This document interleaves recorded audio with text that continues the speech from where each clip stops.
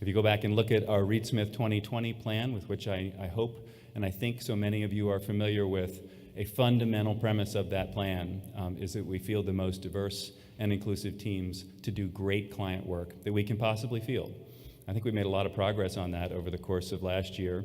We're going to go through, and I'll talk to you more about this tomorrow, we'll go through the process starting now of planning for beyond Reed Smith 2020, and the most important thing we'll focus on there, just like we focused on in the RS 2020 plan, is putting on the field the most diverse and inclusive teams that we can put on the field to deliver the best client service we can deliver. So that's the frame around our retreat this year. The stars in our success are varied, they're different.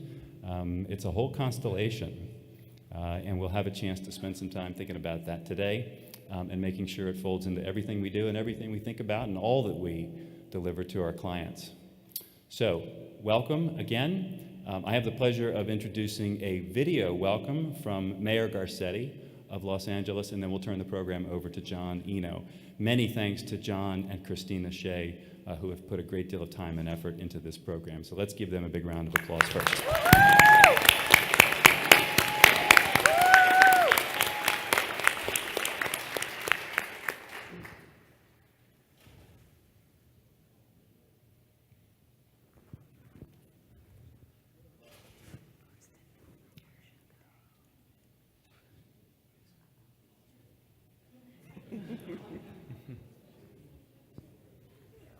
Hello, I'm Mayor Eric Garcetti. It's my pleasure to welcome the Reed Smith Global Partner Convention to Los Angeles. You reconnect with colleagues and you build new relationships in your time here. But I hope that you take some time also to appreciate and experience all that the City of Angels has to offer. You've gathered for this session and recognize the need to explore the merits of diversity and inclusive leadership in your profession and at your firm. In Los Angeles, we know that diversity is a source of strength, and we are proud to be a city where everybody is welcome, where everybody is building a city of building and belonging. Embracing diversity is a central tenet of effective leadership, and I know that truth will be borne out over the course of this conference.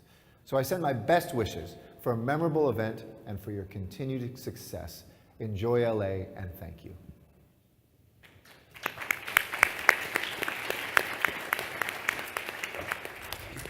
That's awesome from our mayor. Good afternoon, everyone. Good afternoon. So I'm John Eno, for those of you who may not know me, and I help lead our diversity and inclusion efforts around the firm.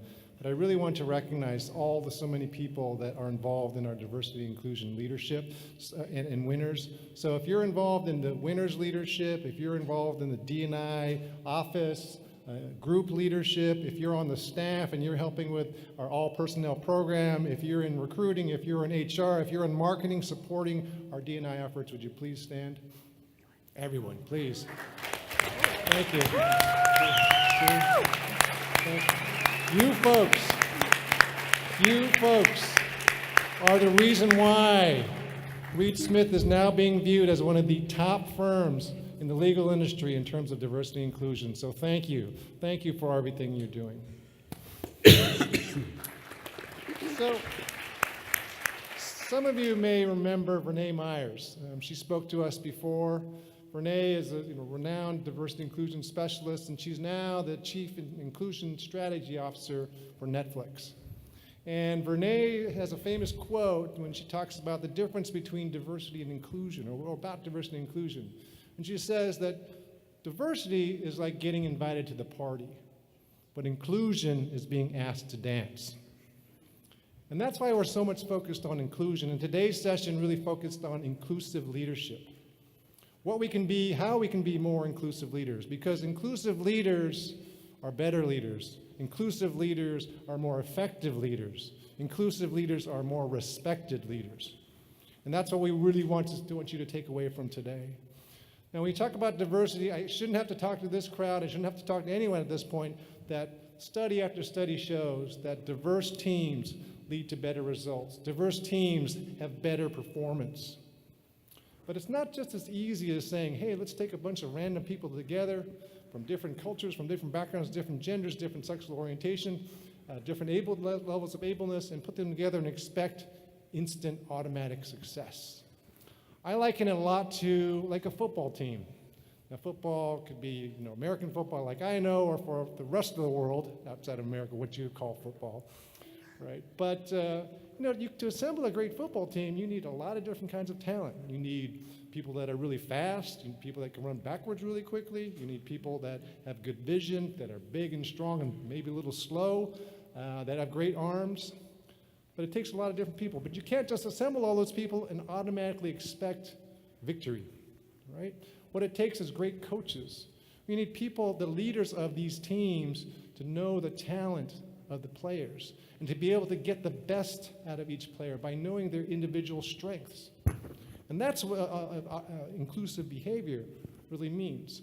So what we're going to focus on in this first panel is for you to hear more about some of the personal stories from your colleagues. And these are some very courageous colleagues who are going to share some of their vulnerabilities, and challenges so that you as a leader can understand at least a little bit more about them. Now, they certainly don't represent everyone in their, quote, inclusion group, but at least understand a little bit more about these individuals to help you become a better leader, okay, a more inclusive leader. So I want to introduce Carolyn Pepper. And Carolyn, for those of you who don't know, is the co-leader, co-founder of our Leaders Inclusion Group. And that's our Disability Inclusion Group. And Carolyn founded it after the 2012 Paralympics in London. And she was so inspired by the Paralympics, she said that Reed Smith needs to hire more people with disabilities. Right? Yeah. And so in the just 6 years since then, I'm really proud, and maybe some of you don't know, but the new trainee class in London, okay, this year's new trainee class in London, 10% of that class have some form of disability. That's amazing. That's a really amazing progress, right? And in just a short period of time. So I wanted to get together with Carolyn and sit down. I don't know if Jen Ross is here, but we wanted to get together with Carolyn. How have you been so successful in raising that level of getting to hiring? Because we want to do the same thing. We want to replicate that in the U.S. And Carolyn said, John, it's really, really very simple. Just two things. Number one, we had support from the top. And Roger Parker and Tamara Box and Andrew Jenkinson and Richard Swinburne, they had been supportive, and that's how we could hire the people. And secondly, we just started with one person. One shining example, one role model that blazed the trail for so many people after her, right? And that was the recipe to get it done. One person, one step at a time. So if there's any message I have for all of you as you listen to this panel, is just think in terms of, was there one thing I can take away? Is there one thing I can learn from what they're telling me? Because that one thing, do one thing a little differently. Intentionally do one thing a little differently that you learn from this. That one step at a time, one day at a time, 1 year at a time, we'll be able to reach our goals. And that is to create a more inclusive, a truly inclusive firm where everyone feels welcome, where everyone feels included, and everyone feels that they can be their true and authentic self in the workplace. So with that, I want to thank you so much for coming today. I want to thank you for everything you do for Reed Smith each and every day. So Carolyn, over to you.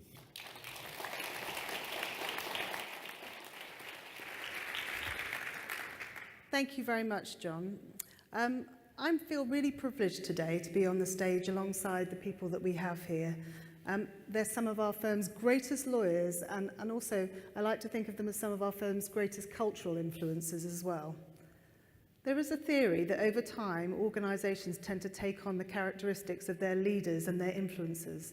And the lawyers that we're going to hear from today, standing together with our SMT beside them, have used their influence and their time to enable and empower others within the firm to be authentic, vulnerable, and to be the best they can be. They really do make our firm a great place to work. So you'll have seen, and John has told you, this session is entitled Personal Stories. It takes real courage to come on a stage like this and share personal experiences, it really does.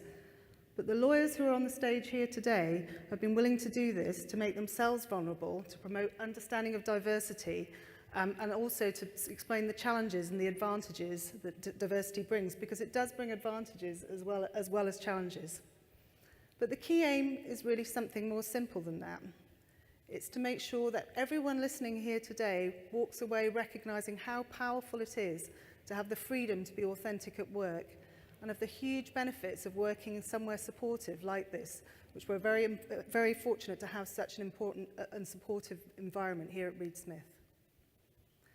And now you'll see when each person speaks, there'll be a slide in the background listing some of their achievements. I'd actually planned to read out the achievements of all the guys sitting here on the stage, but John and I spoke and we realized there just wasn't time because there are so many of them. These guys are fantastic lawyers, and while you listen to them, I want you to remember that they are fantastic lawyers, and they're some of our greatest and most accomplished lawyers, as well as being fantastic leaders and cultural influencers. They are exactly the kind of lawyers that our clients are telling us they want to use. So next time you're running a pitch or you're looking for someone to make a referral to, make sure to have these guys on your list. I'm going to start by introducing Luc de Bevec. Now, John was very kind about me just now, but actually, at the same time as the work that we were doing in London as a team with our HR department, Luc was doing exactly the same thing in the US. Luc is a member of the firm's insurance recovery group, and he's based in Philadelphia. He handles insurance and captive reinsurance coverage cases, but he may be best known to you as the founder and architect of our leaders group in the US. Now, Luc really has devoted huge amounts of time and effort to the recruitment and retention of people with disabilities at Reed Smith. And he's not shied away in respect of being entirely open about his own disability in the hope that it can support others. So Luc, over to you. Tell us a bit about your story and how and what you want people to take away from that today. Sure. Well, I mean, I'm an insurance recovery lawyer, but I practice with epilepsy, and that started halfway through my career.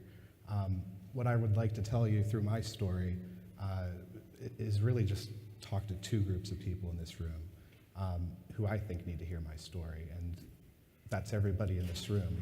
Everyone falls into both groups. So first, there's those who are practicing with epilepsy or any type of disability or medical issue, and those who have not asked for any types of accommodations or identified their issues to HR or to any person, any partners. But then there's, within that group, those who may suddenly face these issues and just aren't expecting it yet. It can arise at any time in the future. The second group, it's everyone who might be asked for help by others in this room. People on your team may be asking you for help. They may be expressing an issue with some personal difficulty. So we're all in these categories, and we're all facing these problems. And so for the first group, those who may be facing any issues with a disability or potential medical problem in the future or now, there is help for you here if you ask. I've seen it in this firm. The people around me have helped pick me up. Whenever I expressed the need, people have helped pick me up physically even. When I couldn't do things any longer, when I needed assistance, people came and provided that assistance. And I'm sure it's there for you as well. The second group, everyone needs to know that our firm is the best when we help our partners and the associates who need help. And I'm urging everyone here to do whatever you can to support our friends, our coworkers here, your associates, your assistants, everybody in this firm when they need support. I know how important it is to feel that you can trust others to help you out without feeling stigmatized when you do express some vulnerability, without losing your opportunities, without losing all of your relationships or people feeling that they can't trust in your ability anymore. I was in the middle of my practice 6 years ago and was looking to be promoted to the partnership. Suddenly I had a seizure at work. Suddenly I had another. And they kept coming, and suddenly I was hospitalized a few times, diagnosed with epilepsy. It came out of nowhere. Suddenly I'm on a lot of drugs. I'm missing a lot of work. Everything seemed up in the air. I found myself deeply worried about, what's the rest of my life going to look like? What about my family? Can I keep supporting them. Is my career over at this point? Can I still make the partnership? How can I continue doing all the work day to day while still continuing to take care of myself? And in the initial period of this revealing itself as a problem, I definitely pushed myself too hard. I tried to minimize everything that was happening to me, to everyone around me, make sure everyone knew that there was no problem, there was nothing I needed to do that was different. But that didn't help. It was denying what was happening, and in the end, I'm sure it was harmful. And I think people need to be able to realize that that's not what you need to do. If you ask for help, it's going to be there. But I worried, to be frank. I worried about the change of the pace of the work. I worried about the things I couldn't do. I worried about the hours that I couldn't bill. And I worried about the stress, because the stress causes more seizures too. And so everything just built upon itself. But medical issues like that, disabilities, whatever you want to call it, whatever may be facing you, they can strike all of us. And they can make us all feel really vulnerable any time of your life.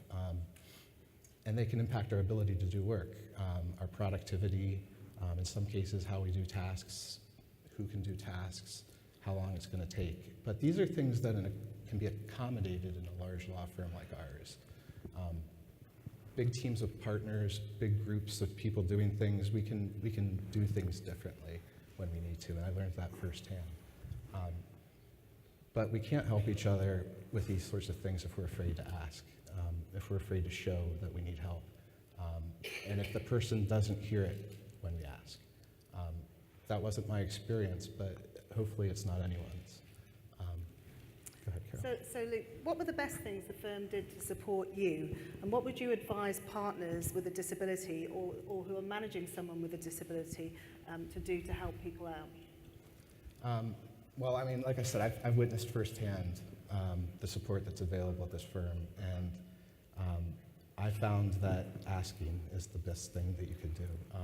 When I started having seizures unexpectedly, when I found the voice to ask for help, there was a lot of examples of help all around. So, I mean, to take the biggest issue first, I mean, the leadership team promoted me that year. They didn't take a wait-and-see approach to things. They knew I had been repeatedly hospitalized, and they knew my productivity and my profitability were in question, and they still are, frankly.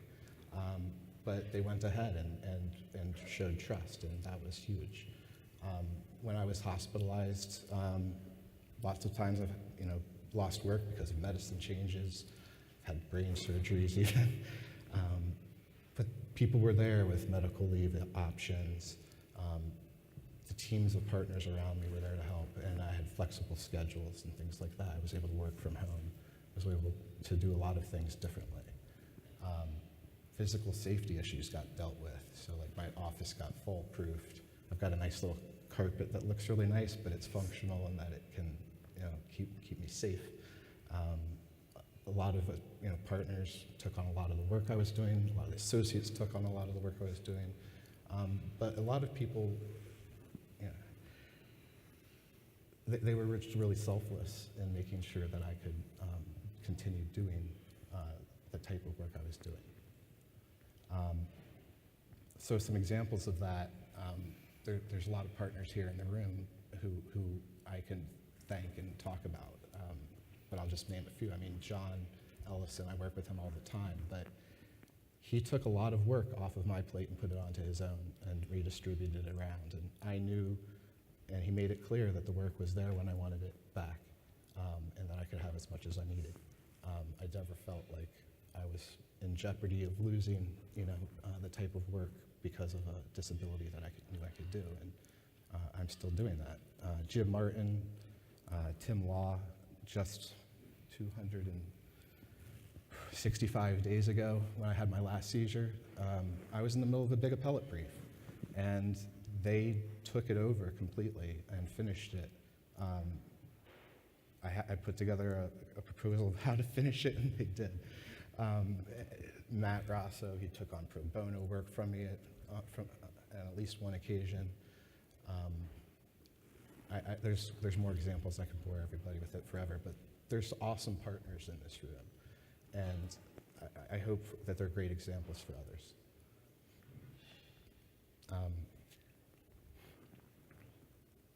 I'm running out of time, but so I mean, I had to ask for help with these things, but the help was there from real partners in this real partnership, and I'm going to skip through a lot of the accommodations I wanted to talk about that people have helped me with, but I'll tell you all about them in person if you're ever interested. I want to close by saying, if you ever need support with any mental, medical use issue, any disability that's beyond, there's support here beyond just whether you know the same people that I do who helped. The Johns, the Tims, the Jims, the Shruthies, the people who were helpful to me. I know that there's other partners here who are going to be just as helpful to you if you ever need it. I spent a lot of my time post-diagnosis working with leaders and making sure that we have that support here in this firm. It's open to everybody. I encourage you to join it, whether you have any issue with a disability or not. We love support. Everything is confidential. I want to make sure that you're aware of our booths that we've set up around this retreat, where you can self-identify if you happen to have any issue and you would need an accommodation. You can do it completely confidentially. I'm sure I'm out of time. Yeah. Okay. Thank you very much indeed, Luke. Thank you very much for doing that. It was very powerful. I'm sure everyone in the room will agree. Thank you very much for sharing your story. And please think of Luke if you need anybody to do insurance work out of Philly. Okay.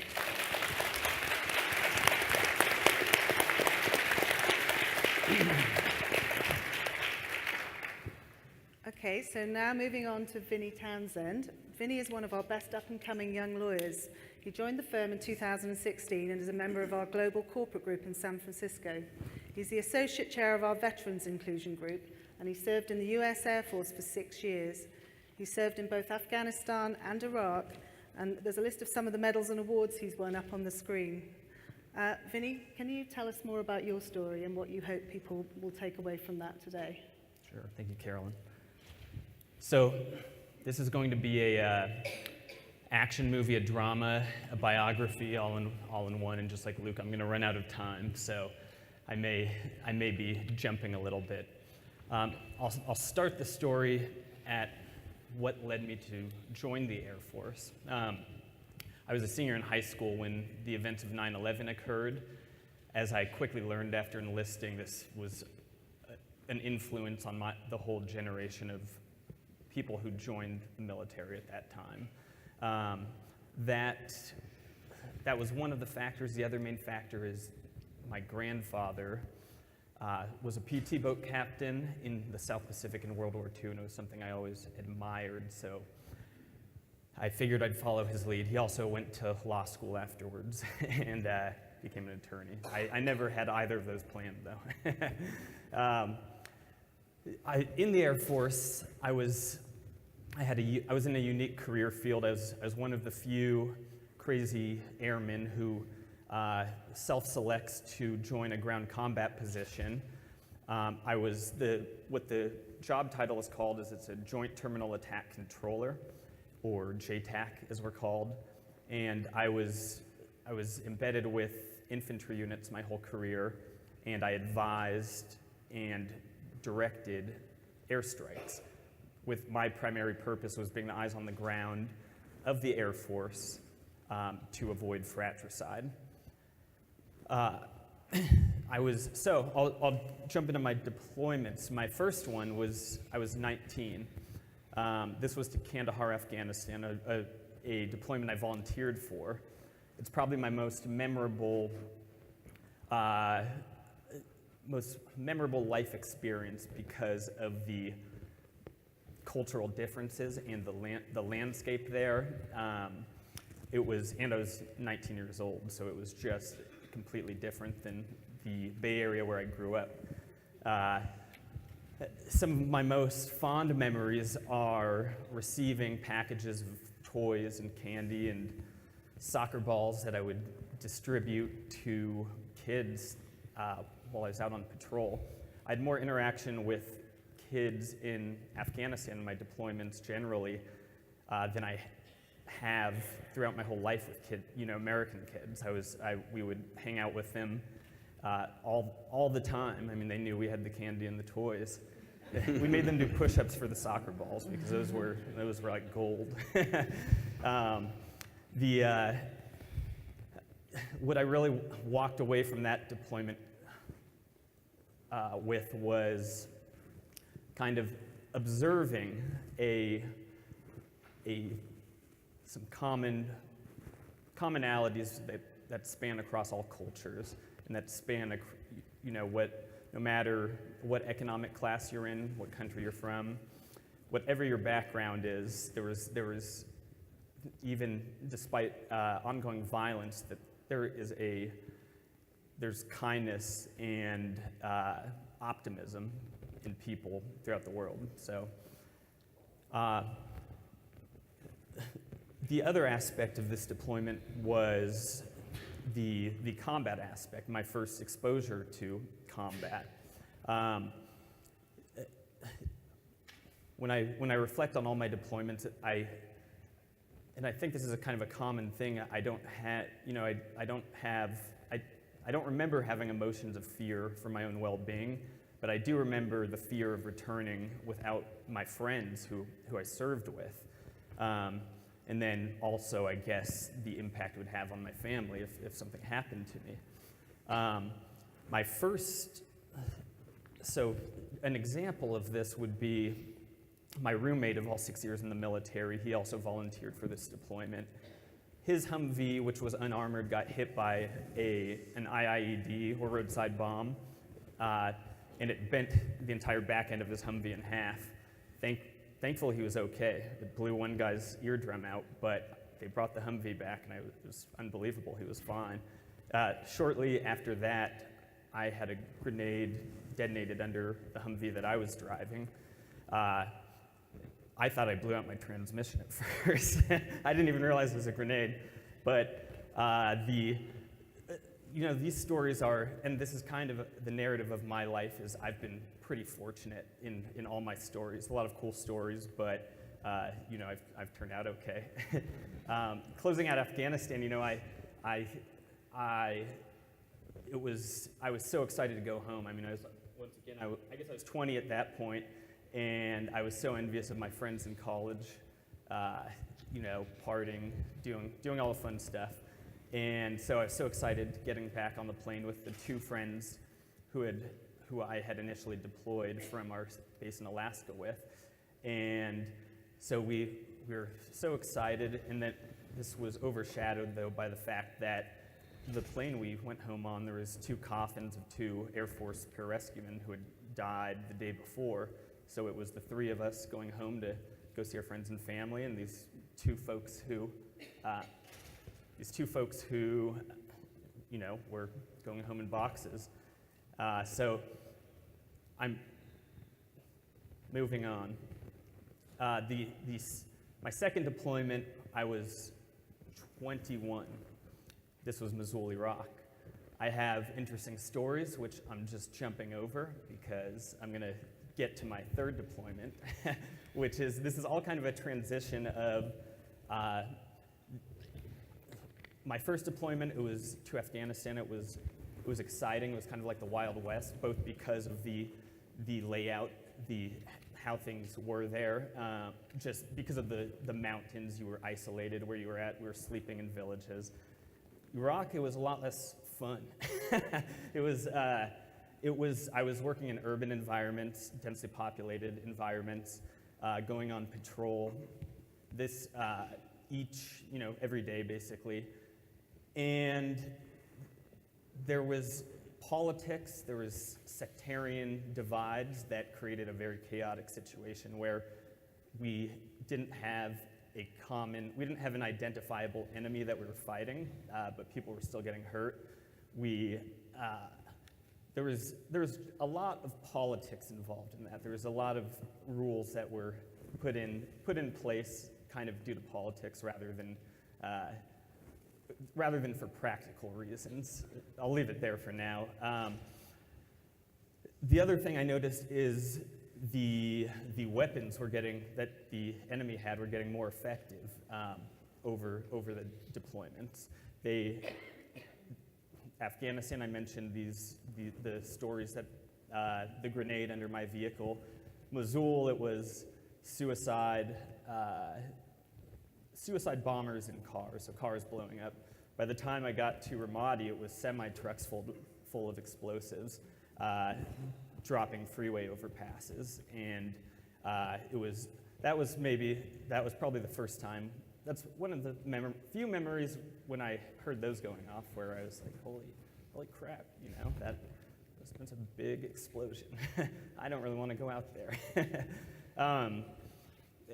So in Ramadi, Iraq, it was the same time that everything was going on in Fallujah when it was at its hottest point. Ramadi's just west of Fallujah.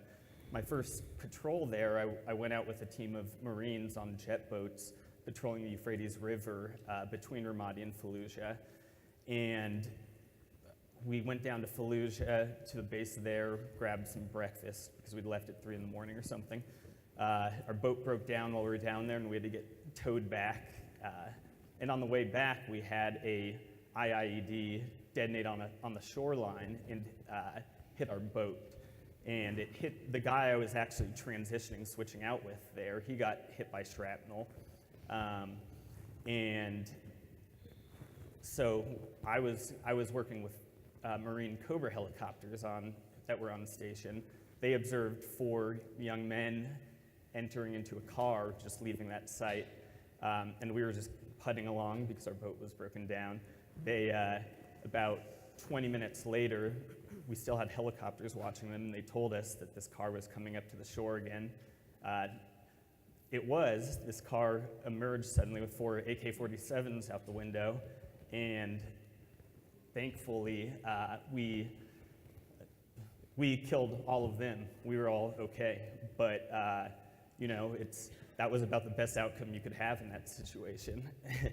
I am so short on time that I'm not going to get to I'm going to skip some slides to kind of get. I'm not even going to let you talk, Carolyn, because I'm just going to. I want to get to some lessons learned. I want to see. The way I got to where I am is it was external support that people provided to me getting out of the military. The fact that people were willing to do that for me, it's so important for me to do that for others. It's embedded in the culture. I think it's embedded in the veteran culture generally, but it's what I've observed. There's kind of 2 main narratives that people think about with veterans, either that they're heroes or they're broken. Both of those, I would say that there are those stories that are true on both sides, but there's everything in between too. I don't know all the answers, but I would say that the biggest difference between those who succeed and become leaders after they get out of the military, it depends on them reaching out for help and them being part of a community, just like they were in the military. I'm going to leave it there. I'm already over time. Thank you very much, Finney. Thank you. Well done.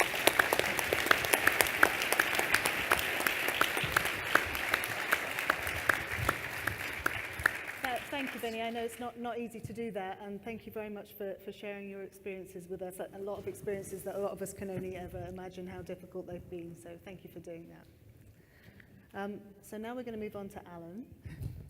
Alan joined Reed Smith in October 2016 from a regional litigation and appellate firm in Dallas and Houston. His practice has always involved trial and appellate work, although most of his trial work is now focused on significant motion practice, jury charges, case strategy and error preservation. Alan is the chair of PRISM, Reed Smith's LGBT+ business inclusion group, and he's also, as we discovered at the diversity retreat this year, a mean axe thrower, so don't mess with Alan. Over to you, Alan. Thank you very much, Carolyn. Let me just start by saying how humbled I am to sit on the stage with Luke and Vinny. Those stories and the courage that you're showing in telling them are amazing to me. They really are.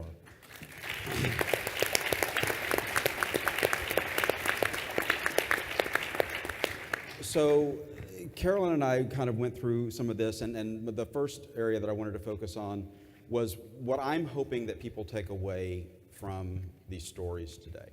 And without trying to sound too cheesy, the first thing I would say is diversity is a very diverse topic. It's never the same. I mean, seriously, who would have thought that on the diversity panel the first 3 people would be white guys, right? But every one of us have brought a different piece of diversity into the puzzle, and each one of those is important. The second thing is that I think that firms and corporate America are doing a very good job with diversity on the macro level. We seem to have gotten the message that a diverse group of people coming together and bringing diverse ideas to the table do come out to better results and benefits and value for the client. Where I think we should focus more is on diversity on the micro level. It's these individual conversations where we get to know one another, where we get to understand each other more, where we see each other as individuals and appreciate the differences.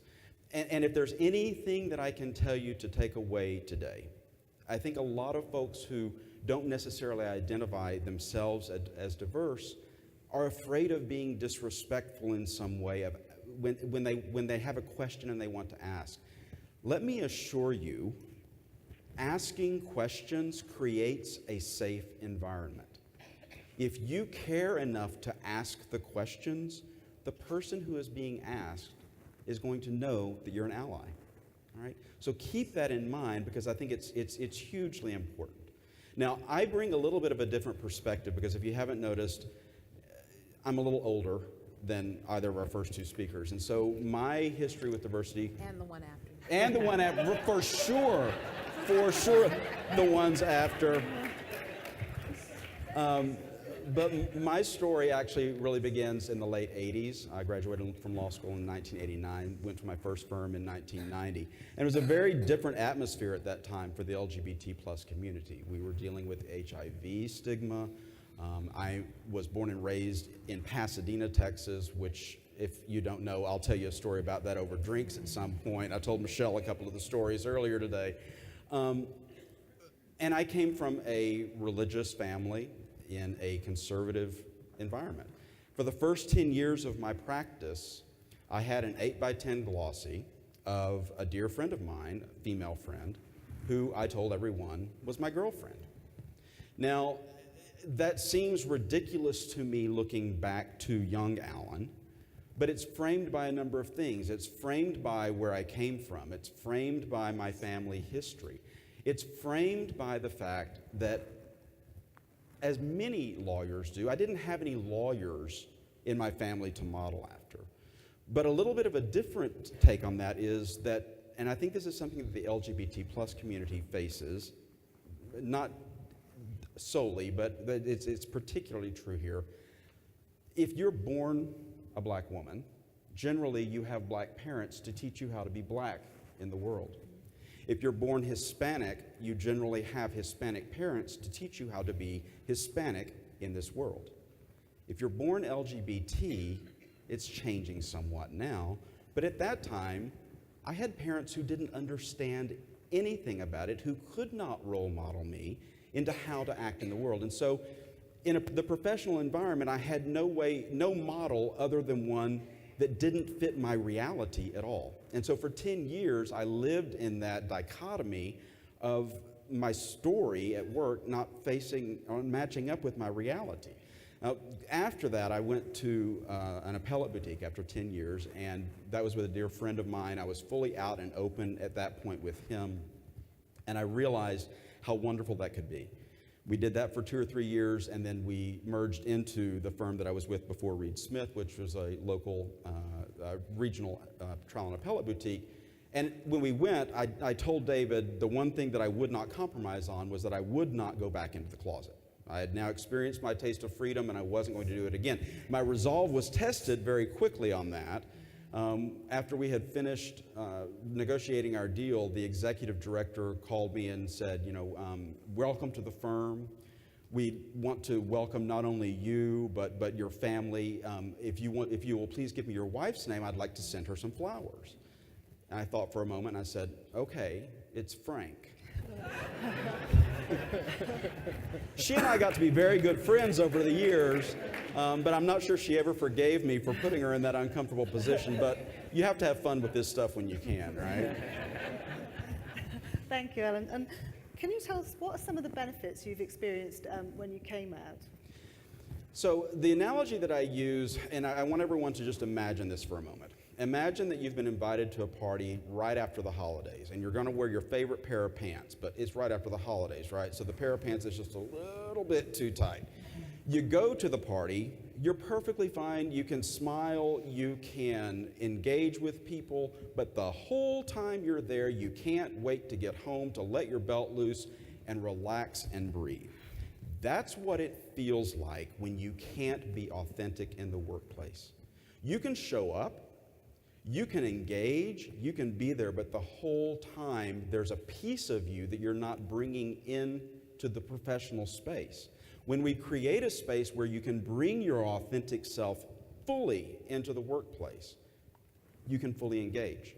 You can be your full self, and you can bring the full panoply of the diversity that you have into that environment. So allowing yourself to be authentic, and this is something that we as partners have to remember, that this is something that's different generationally as well. It's easy as a 55-year-old man for me to sit up here and say, if you don't like me and who I love, you can go find another appellate attorney. I don't care anymore, right? This is me, you get all of me or you get none of me. It's very different for a 25-year-old attorney who is trying to find their way through a professional experience. And so we have to keep that generational difference in mind. Thank you.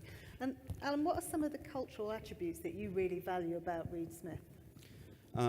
So I talked at the beginning about the macro level versus the micro level, and certainly on the macro level, the awards that John has led us to, that the firm have led us to, show that we're doing a really good job on that. I am so proud on the micro level that the opening session of our partner retreat is this. Telling our personal stories, because again, I think that's so important. And Reed Smith does not just talk the talk, it walks the walk every day. And I am so proud of this firm for that.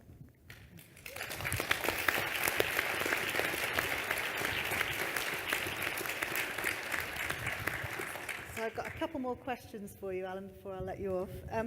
What can allies do to create a more affirming and inclusive environment within the firm? So in addition to being younger than me, I'll also point out that this is an area that I think April and I were talking a little bit about, Amber, sorry. We're talking a bit about before this, that this is a bit of a difference. One of the ways that I think that allies can be helpful is to recognize the courage that it takes from the LGBT plus perspective to be out, right? And it's not a courage that, I joke all the time that it would be great if you could have a coming out party, come out one time and it's all over and done with. That's not how it works. I come out virtually every day in the professional setting. I come out when I'm at a client lunch and it's a new client and they say, are you married? Yes. What is your wife's name? Again, well, not a why. So how much do you explain and how much do you go into? Language matters in these situations, and it's something that we can learn. We can train ourselves to say, what is your spouse's name? Instead of assuming it's a husband or it's a wife. We can also recognize, again, that if we are with a younger person that we know who is diverse in some manner, getting to know their story, helping them to break down those bonds and making them feel comfortable in being themselves in front of a client helps. All of those things just help. And so my message would be aware, be supportive, be affirming, and be knowledgeable. You know, every person's story is different, and the more you know, the better you're going to be able to help the individual attorney and, in retrospect, also help the firm. Thank you, Alan. My last question for you. How do you think PRISM benefits the firm? I think there's a couple of things. I think that number one, when LGBT plus attorneys, again, can bring their authentic self, the firm gets such a gift. One of the things that I think is true probably across most diverse attorneys, I know it was always true for me, was at least growing up, I thought, okay, once I realized, yes, I'm gay, okay, I want to be an attorney. If I am the best attorney that I can possibly be, then being gay won't matter, right? If I can be the best, then no client's going to say, I don't want to hire him because he's gay. And there's a piece of that, I think, in every diverse attorney, recognizing that we do feel like we have to be a little bit better. We have to work a little bit harder. That benefits the firm because what you have is a population of folks who are self-motivated to do the very best job that they can every day. And the last thing that I'll do, and I know I'm actually over time, but I'll tell you this one because I think it's funny. I am so happy that we have expanded our business inclusion groups to staff, and there are real benefits that come from that. I was telling Carolyn this story when we were preparing. My largest client, I knew that the person that was in charge of getting our bills processed and paid was a lesbian. And I reached out to her. We went out to lunch. We had a conversation in which she was telling me how impressed she was that early on in the profession we were keeping LGBT statistics and everything else. Now, I'm not completely sure, but I have a feeling that our bills always got processed and paid a little bit faster than anyone else's. And the point is, every person in the process, Sandy says it all the time, we're not a firm of 1,700 lawyers, we're a firm of 3,000 people. And that's true for our clients as well. And those staff engagements are every bit as important to the success of this firm as the attorney engagements are. Thank you, Alan. Thank you.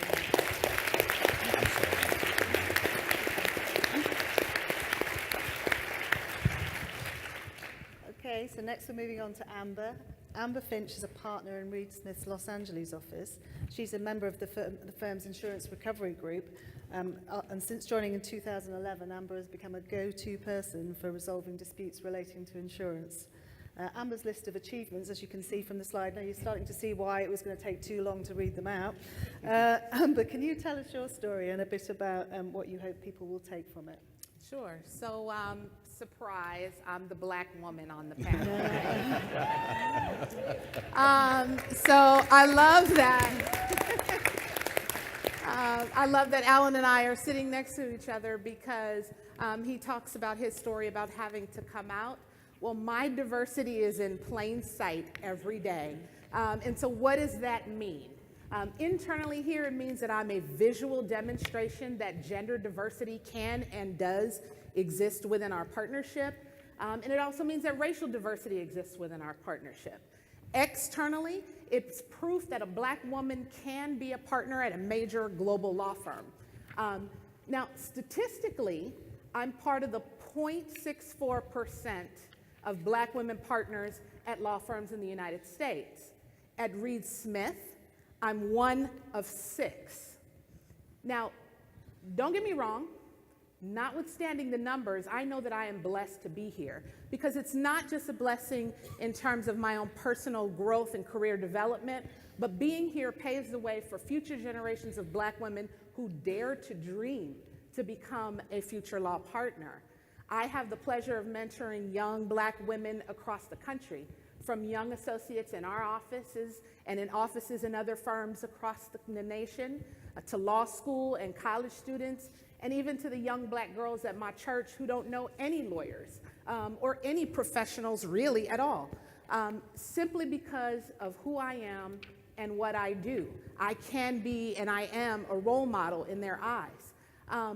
What's most fascinating and a wonderful benefit that I get to take home is that I also get to be a living example to my own young daughters who will one day become the strong, fierce black woman just like their mom.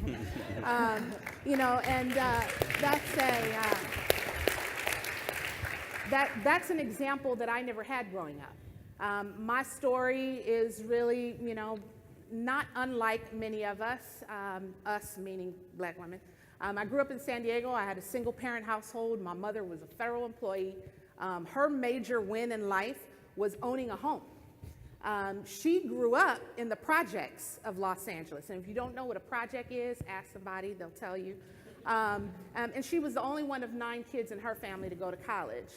So when it was her turn, and it was time for her to raise her family, notwithstanding her marital issues, and we lived in a modest house in a black community, and my mother never forgot where she came from and made sure that my sister and I spent time at my grandmother's house in the projects. Now, I didn't realize it at that time, but at some point in my life, I understood what a difference a generation can make. I went to the neighborhood public high schools, 99% black. I graduated valedictorian in my class and got a scholarship and an opportunity to attend one of the most prestigious universities in the world, Stanford University. And then 4 years later, I headed to the University of Southern California Law School, Trojans in the house there. After my first year, I actually nabbed an associate position at another major law firm right up the hill. And just like that, my life changed.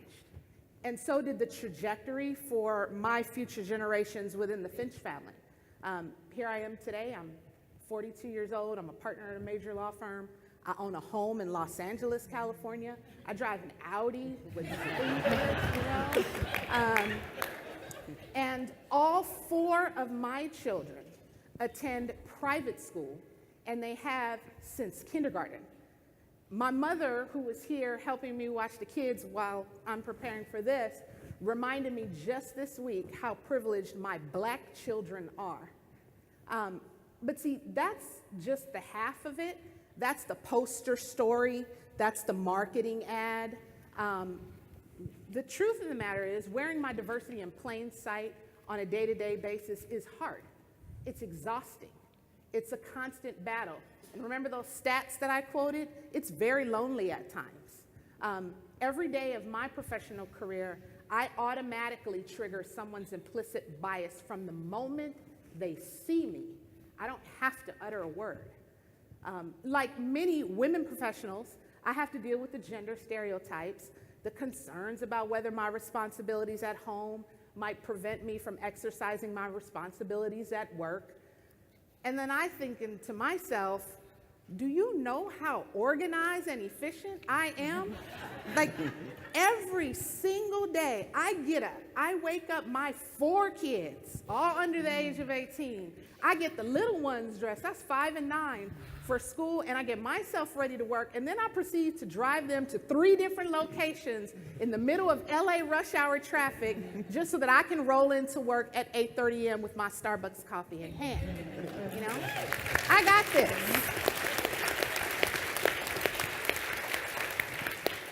Yet the truth of the matter is, people are blinded by what they see. Now, like many women in this room, I've been mistaken for a secretary, a court reporter. I was even mistaken for the receptionist at the mediations office in a mediation where I'm counsel of record. You know, being black, I've been mistaken for a juror, a member of the court staff, even a criminal defendant when appearing in criminal courts. At a legal conference recently, while dressed in suit and heels, I was questioned about my status on the host hotel property and asked to show my key card when spending my break time at the pool editing a brief. Now, of course, I didn't show it. I pointed around and I said, did you ask them for their key card? Did you ask them for their key card? How about them over there? Now, of course, the staff member left me alone after that point. You know. But the other issues are, being a black woman in particular triggers its own unique challenges. And I think sometimes as a black woman, that's why there's this push and tug and this push and pull between, you know, the black group or the women's group.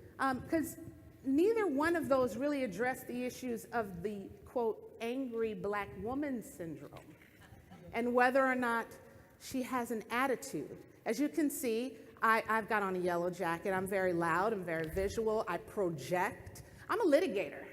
I'm an adversarial in the courtroom. I have to take on my clients and be aggressive and ensure that I'm standing up for their positions. It's not an attitude, and I'm certainly not ignorant when I raise my voice or project my voice. And don't even get me started on the hair thing. Black women in the audience know exactly what I'm talking about, okay? Natural hair, braids, ponytail, bun, what's professional? And depending on the jurisdiction, what exactly does that mean? So it's one of those things that I try to combat the stereotypes of being a Black woman lawyer by surrounding myself with allies and supporters who understand my own personal struggle.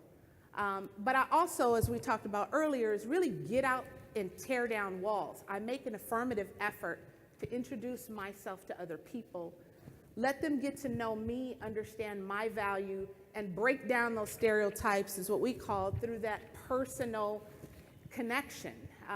For me, the truth is there's simply just not enough of us out there to have a public portrayal of Black women lawyers as good public role models. I mean, think about it, right? On a large perspective, some of the first sort of viral Black woman lawyer images that you have is Olivia Pope from Scandal. And she's sleeping with the president.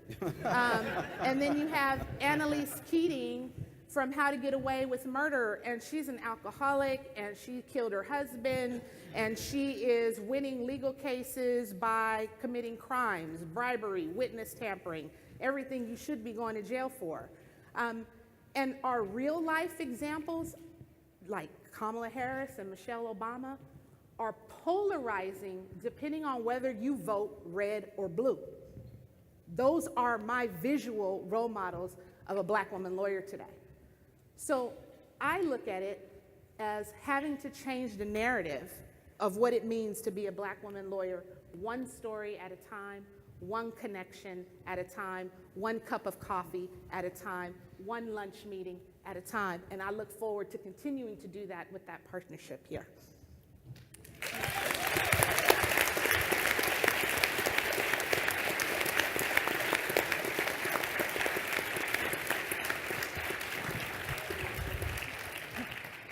Thanks very much, Amber. And just one question for you before we move on to Mark. How do you think we should push diversity forward? What do you think we should be doing more of? Sure. So, first thing, just like Alan said, is be aware and care about it. Pay attention to the stats because the stats are important. Diversify your teams, introduce your diverse colleagues to your clients, and don't wait until you get a diverse client to do that. I showed you what my stat is. If you waited to put me in front of a Black woman lawyer, I probably wouldn't be on stage here today. And then the final thing, which we also need to think about, is giving credit where credit is due. And that includes when diversity was an angle to getting the business in the first instance or developing and expanding the relationship.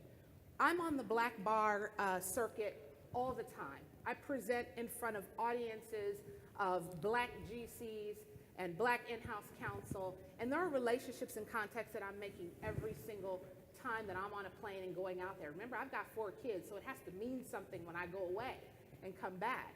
And so just recognize that, understand the value that it brings for you personally, for the firm at large, and I think we can work to be a much more collaborative and diverse group. Thank you very much. Thank you.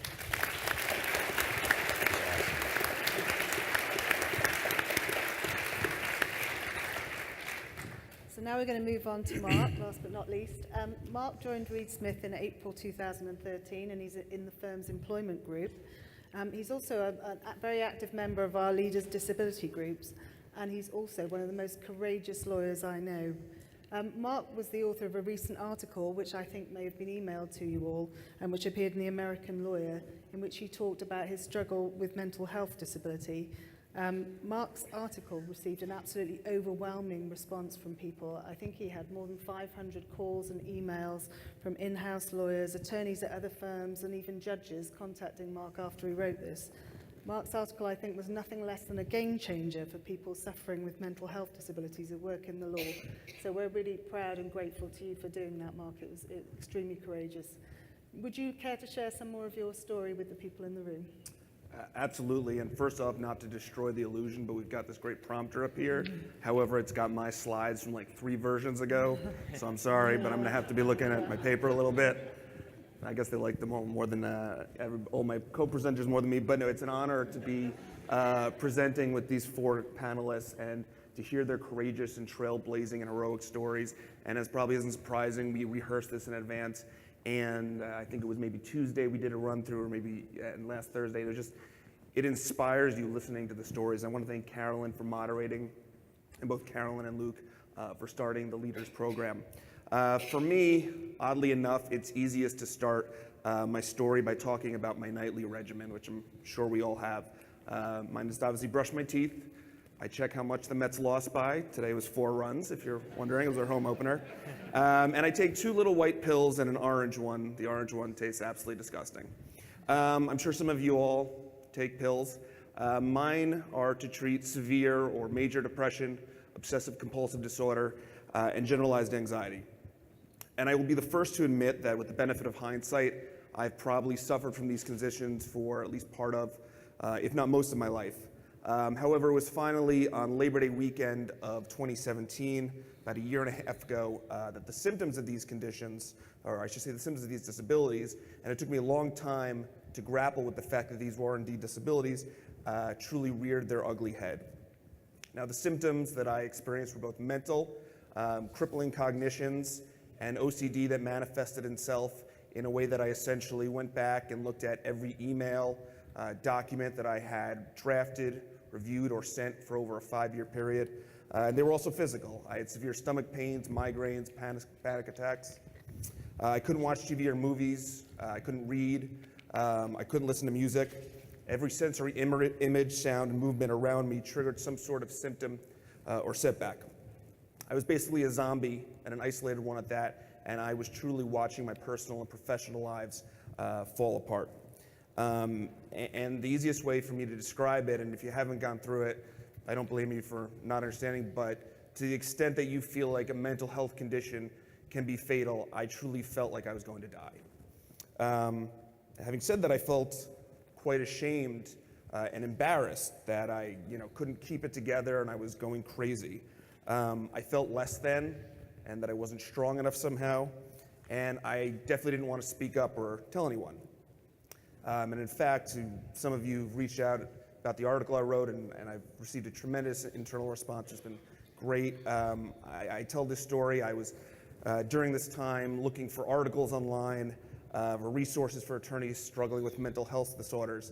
And I remember there being one written by a recruiter, and it was talking about burnout. That's the term our industry likes to use instead of the actual clinical names. And the article by this recruiter said, don't speak out about your disorder, sweep it under the rug. It's definitely going to adversely impact your career opportunities if you speak out. And that just didn't seem right to me. It didn't make sense to me, and frankly, I couldn't do that. So I spoke with a small number of colleagues at Reed Smith, a few family members and friends, and a mental health professional who officially diagnosed me.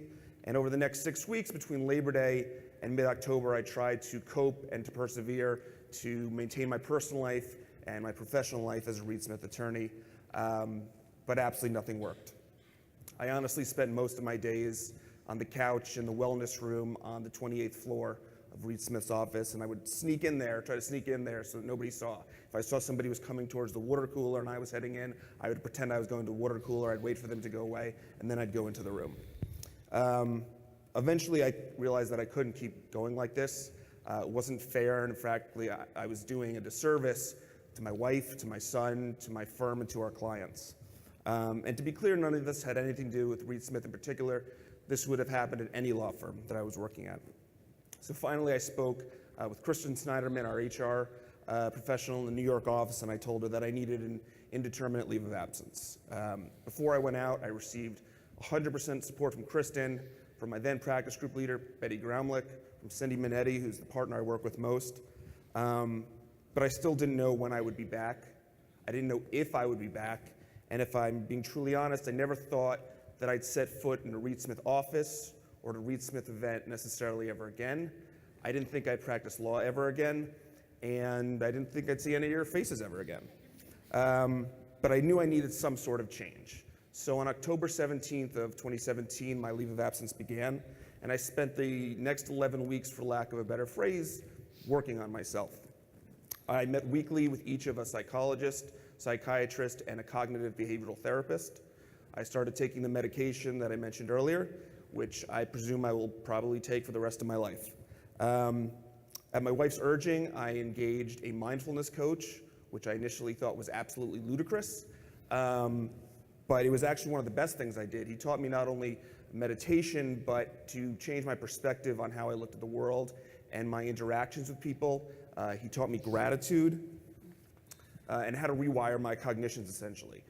During that time, I spent a lot more time with my son. Finally, by early December, I started feeling good again. To my surprise, I had the itch to return to practicing law, and I felt well enough to return to work, and I did so on January 2nd, 2018. And I remember that day, January 2nd, quite vividly. I felt perhaps actually more scared than I did when my leave of absence began, because I didn't know how I'd be received back or how I'd be treated. However, within days and probably actually within hours, I had a full workload on my plate, and I was being treated like no time had passed. I wasn't stigmatized or excluded, and to the contrary, 2018 was perhaps my most fulfilling year as a lawyer, feeling that's extended into 2019. I developed a wider range of internal relationships and expanded my external client base. I joined Leaders, which is obviously our disability affinity group, which truly for me has been a godsend. Now, I'm not going to lie and pretend that every day for me is perfect. It's not.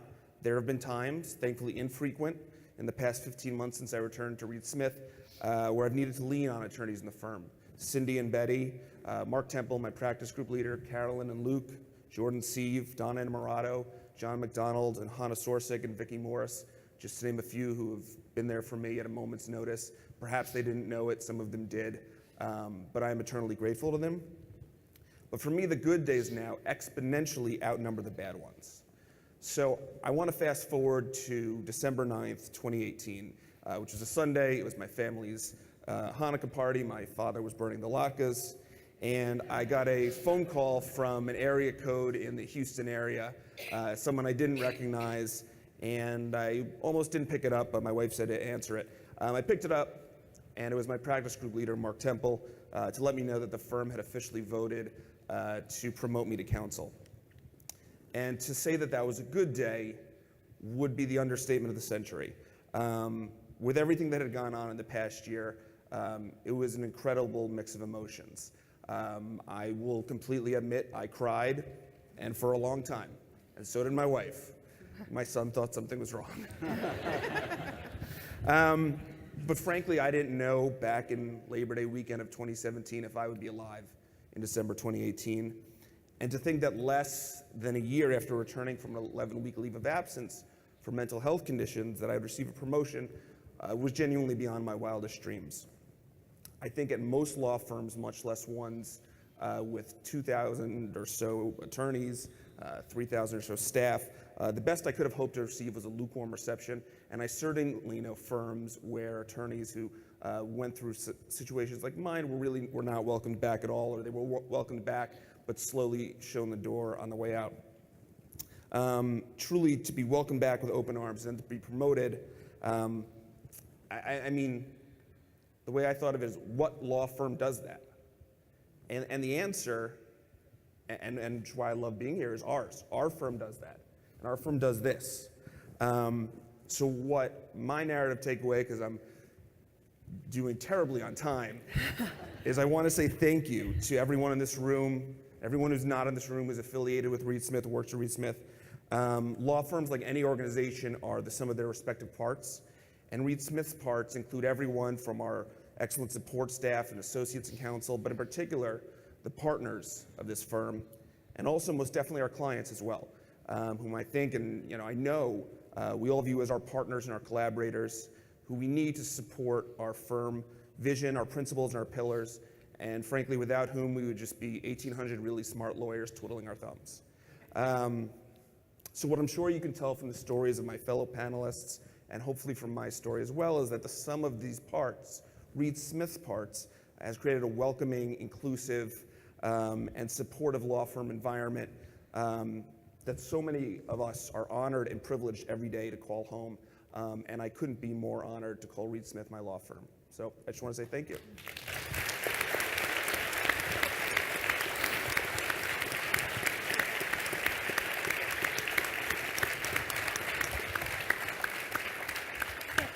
Thank you so much, Mark. I mean, every time I hear it, it's incredibly moving to listen to your story, and I know that you've touched many other people through your article, and many people here will probably be touched, and you may well have made a difference to people's lives in the room today, so thank you very much for doing that. And thank you very much to all of you. It's been such a privilege to hear from you today. Thanks for sharing your stories, for your courage, and for the influence that you're exerting over the firm. It's fantastic. I know everyone here will want to thank you and show their appreciation to you for coming on here and making yourselves vulnerable in the way that you've done. So thank you very much to all of you.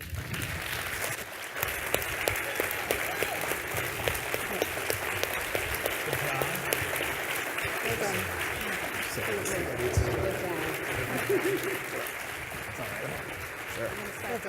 Leave this here. Leave it out.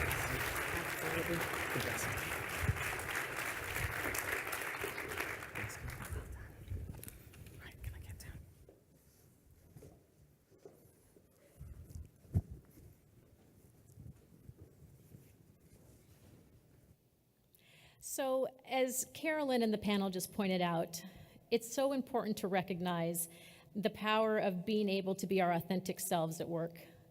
And as the panel demonstrated, it is important to recognize that we all come to Reed Smith with our own personal stories. We all have our own backgrounds. We've all walked a different path to get here. So how do we take those differences and harness them and use them to our advantage to become a stronger enterprise? Now, Sandy has said he wants to focus on the culture of our firm, and it's one of his priorities. Our people are the core of our culture. We need to make people matter. We need to make people feel like they belong regardless of their gender, regardless of their sexual orientation, regardless of their disabilities. We need to make every single person feel like they belong here. We work in an industry that is notoriously slow to change and notoriously slow to recognize and reflect the culture and society that we live in. Reed Smith does a good job on its diversity goals. We do better than a lot of other firms. But what can we do to go from good to really good, or even from good to great? Our next speaker is going to help us figure that out. Michele Silverthorne is the CEO and founder of Inclusion Nation, a diversity consulting firm in Chicago. Michele founded Inclusion Nation on the belief that diversity and inclusion needs a new voice for a new generation. Michele is an undergrad of Princeton. She went to University of Michigan Law School. After that, she went to work at Latham in New York and then Schiff Hardin in Chicago. Michele, what comes after that? Michele is from the Caribbean, and she lives in Chicago with her husband and 2 daughters. She has written articles, or she transitioned ultimately to the legal education world, and now she's educated thousands of lawyers on implicit bias, diversity and inclusion, and millennials in the workforce. She's written articles and has a TED Talk on these same topics. She's also the author of a forthcoming book titled Your Organization is Not a Melting Pot, How to Recruit, Train, and Lead a Diverse Workforce. So please welcome Michele.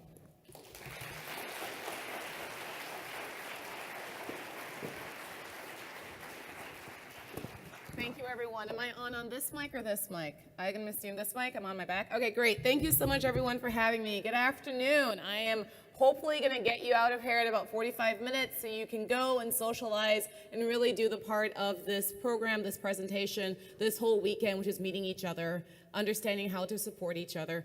Thank you so much to everyone who was on this stage. You are amazing people. Thank you for sharing that. And the power of stories is something we're going to talk about, because it's important to talk about why stories matter. So let's start. I mentioned that my company, it's called Inclusion Nation. And what we do is we do things like this. I do presentations like this, I do workshops, I do e-learning modules. But the reason I founded Inclusion Nation is because what I learned from my years of practice, from my years of work with the court, is that if we really want to move forward on diversity and inclusion in the legal profession, we need to center our law firms on three things: on courage, on authenticity, on belonging, and authenticity. And I mean authenticity in two ways. We have so many initiatives and fundraisers and dinners and scholarships and programs in place, but the reality is we have barely moved the needle on full inclusion in the profession. Now, what I've learned from my years of practice in teaching diversity is that we need to be honest. We need to be honest about what's not working, and then we need to be honest about how we talk with each other, what we think about each other, how we see each other, and how we truly are going to make each other be successful in this workplace. So before I start, I want to be honest with you. I want to say two things. Here's the first thing. I'm a Black woman.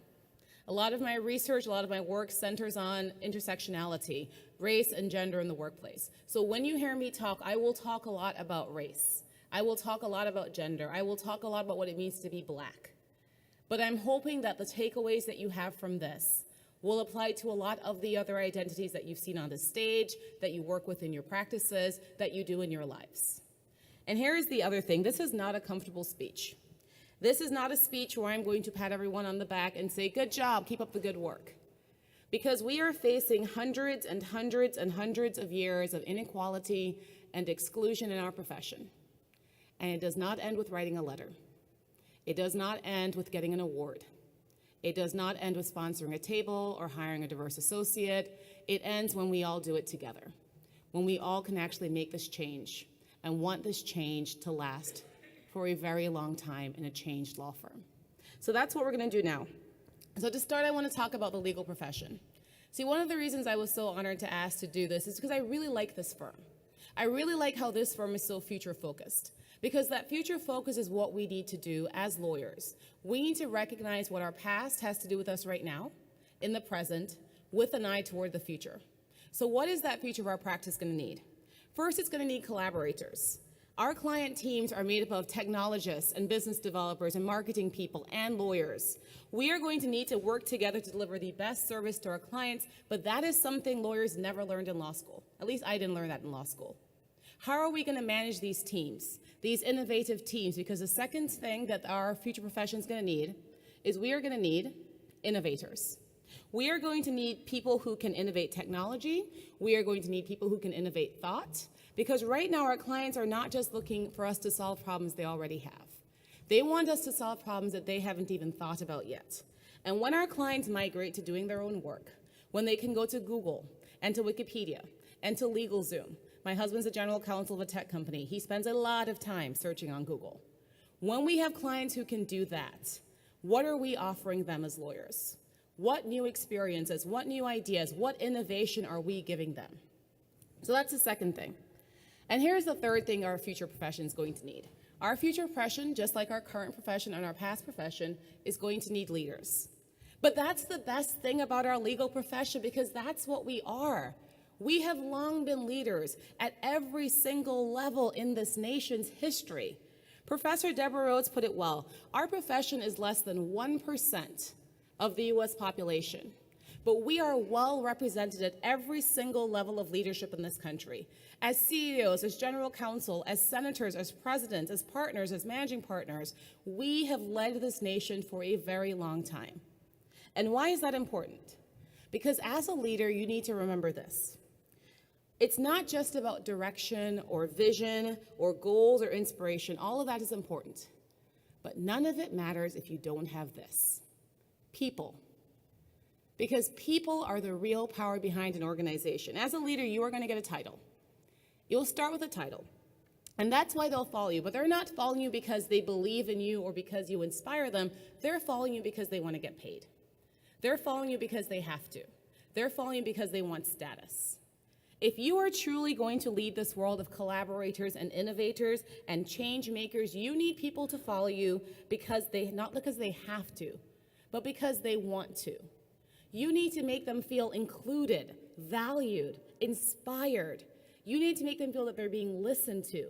You need to make them feel like they're part of your team. You need to make them included in what you have to deliver. That's what we do as leaders. The secret is people, and those people want to succeed. They all do. And for a lot of people, they are succeeding. But there are several groups of people who aren't. And to help us understand this, I'm going to introduce two people. They are called Dave and Sandra, and the ladies who were at the winners meeting this morning get to hear the story again. So Dave is a young white man. Sandra is a young black woman. They both graduate from different law schools at the same time. They go to work for the same large law firm. They enter the law firm at the same level, in the same department, in the same practice group, but then something changes. It starts with the assignments. And the assignments that Dave is doing are more complex and trickier and more complicated than the ones that Sandra's getting. Because Dave is meeting new people from socializing. He's socializing with the white male leaders in his workplace who look a lot like him. They stop by his office. They want to see if he wants to chat. When they come to his office, they talk about friendship networks they have in common, social networks they have in common. They went to similar law schools. They went to similar colleges. They support the same sports teams. They have those kinds of social interactions. They ask him out to drinks. They take him out to drinks. They take him to sports events. And when they do all of that, you know what else they talk about? They talk about work. They talk about work that they have. They talk about work that Dave is doing. They talk about the work that Dave should be doing. But Sandra doesn't get invited to these casual social meetups. The men don't drop by her office to see if she's free for a chat. She reaches out. She asks what she can do to help, but it's always on her to do the work. And it always seems that she doesn't actually get, the feedback. They say, "Oh, Sandra, that was good. Thanks for doing it." But then there's no follow-up. And then when she's done, she realizes this, that she's part of the out group. And so then Dave and Sandra get their evaluations, and they're both positive. But what Dave gets is specific, growth-oriented feedback. Here is what you did well. Here is what you should be doing more of. But what Sandra gets is general, "We love what you're doing. This is great. Atta girl. Keep it up," right? And then we continue through the workplace. And Sandra feels like she's not really being supported. She has a lot of ideas, and when she takes them to leadership, they don't really go anywhere. But she continues because she's being told she's doing good work. She bills the hours, she goes to the networking events, she goes to the affinity group meetings, she continues to go to all the business development trainings, she goes to all the client meetings, she does what she needs to do. And then a leadership position opens up. And Sandra thinks she's gonna get it. But Dave gets it, not Sandra. And then Sandra asks why. And here's what happens in our fictional law firm that's very honest with Sandra. They tell Sandra this: "Sandra, no one knows you. No one talks about you in meetings. No one talks up for you in meetings. And these evaluations, they're not great. And there have been some concerns about your performance." But Sandra's taken aback. She's never heard any concerns about her performance before. She is a mentor. She's on the company's page, Talented Diversity. She met all of her hours. She exceeded all of her hours. And they look at her and they say, "Sandra, that's not enough. How did you not know that wasn't enough?" Look at Dave. Dave had the clients that mattered. Dave had the partners in his corner. People talk about Dave. People like Dave. People support Dave. And you, Sandra, you just don't want enough. You know what you're not doing? You're not leaning in. So Dave becomes the leader. And this is what happens 25 years later. This is Dave, 25 years later, when he becomes an equity partner. And this is Sandra, but that's Sandra 15 years ago, because that's when she left the firm. And that is what the reality of where we are. And that is what I call the ground floor for diversity and inclusion, because that is where we are stuck right now. And how to explain what the ground floor is. So one of the things I like to do in my longer programs is I like to talk about the US Army. And one of the really cool things about the US Army is if you look at the history of the Army's branding, the history of its slogans, you will see how they have changed, how they've evolved to really meet the needs of different generations, right? So you start with this. You start with "I want you" for the US Army. It appeals to the GI generation, the loyal people, the ones who focus on duty and loyalty. And then you go up to traditionalists, the ones who are living in this changing America, this post-war America, and they're so focused on what they wear, the suits and the ties they go into work, their outfits, their look. And then you go to the baby boomers, and they're all about be all you can be, creating a world where you can do anything, because America is a city on a shining hill, and if everyone just pulls themselves up by the bootstraps, they can become anything. But then you get to Gen X, And Gen X is like, nope, no thank you. We do not buy into all of this. You know what? We're going to join your army, but we are going to be an army of one. And then you come to my generation, the Millennials. And you tell the Millennials' parents, those very, very important people to us, that you made your kids strong, but we'll make them army strong. And then you get to these kids, a lot of your kids, Gen Z. And you tell this activist generation of fighters one thing about the army. You tell them that the army fights too. You tell them that we want warriors. Now, why do I go through all this? For two reasons. One, because I do think that we are still selling boomer and traditionalist values to two generations who are not buying them anymore. And here's the second reason. These stats. These are the demographic stats of those 5 generations that I just talked about. Traditionalists are 80% white. Baby boomers are 76% white. I can't really see that very well. Gen Xers, 61% white. Millennials, 56% white. And Gen Z is 44% white. 56% of Generation Z are people of color. So that majority nation that you keep hearing about, it is not just going to pop up in 2044. It is happening right now. By this time next year, over half of all the children in the United States will be people of color. Every single year for the last 10 years in this country, white children have been born the minority in America. That's the reality of our country right now. And you know what? It's not just race. It's also this. It's also their sexual orientation. So when you look at these numbers, when you look at these changes, when you look at these words that they're using to describe each other, when you look at their support to transgender bathrooms, when you realize that many children don't identify as either completely heterosexual or completely homosexual, they are gender fluid, they are sexual orientation fluid.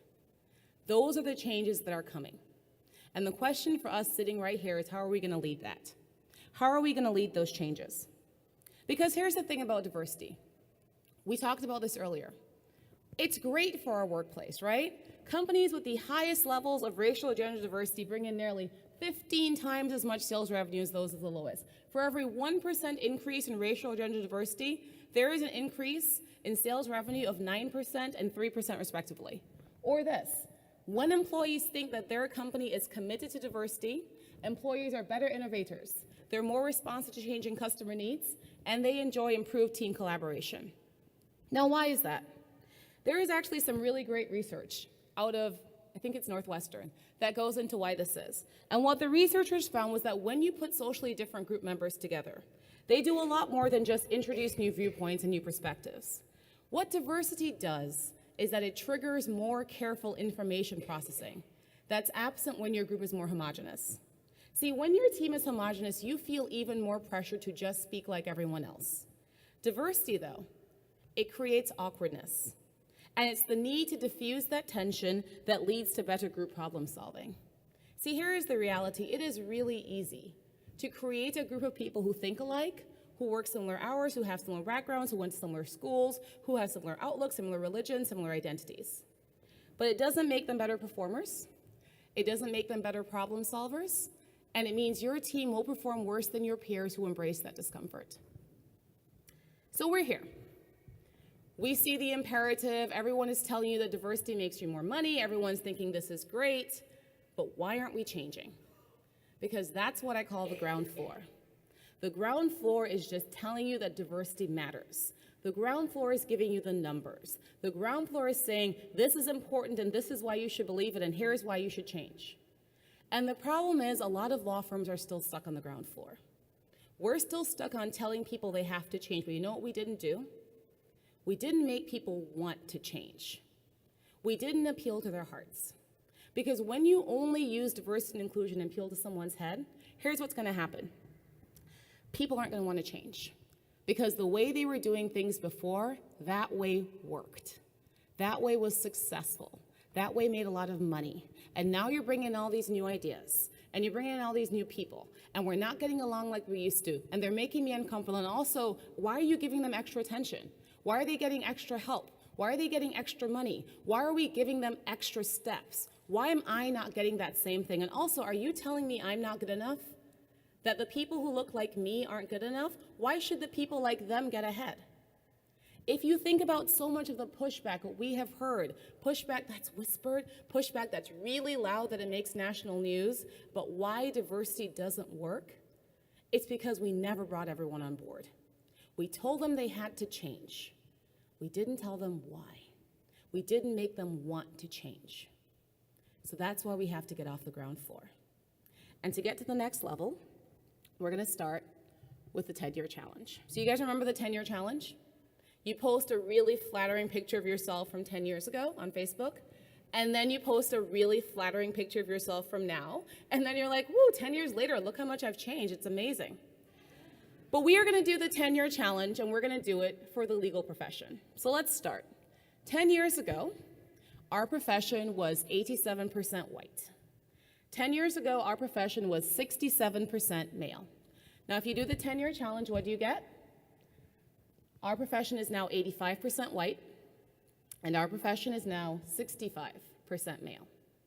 How about another version of the 10-year challenge? I am a black woman. I graduated from Michigan Law, a T12 law school. I went to a large law firm. What are the chances that when I started at my large law firm, I, as a black woman, would make partner?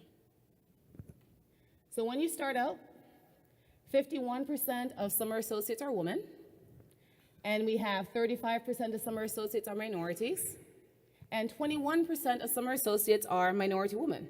That's great, right? But now let's do the 10-year challenge. We go forward. 23% of law firm partners are women, 9% of law firm partners are minorities, and 3% of law firm partners are minority women. Let's do another version of the 10-year challenge. We're gonna dive into those diversity numbers using these very accurate representations of lawyers, right here. Aren't we gorgeous, guys? We're so good. 11.69% of associates are Asian. 3.63% of partners are Asian. 3.80% of associates identify as LGBTQ. 2.11% of partners identify as LGBTQ. 4.48% of associates are Black. 1.83% of partners are Black. 4.71% of associates are Hispanic, and 2.49% of partners are Hispanic. And as we discussed a little bit earlier, if you want even more abysmal numbers, here they are. 1.38% of partners are Asian women.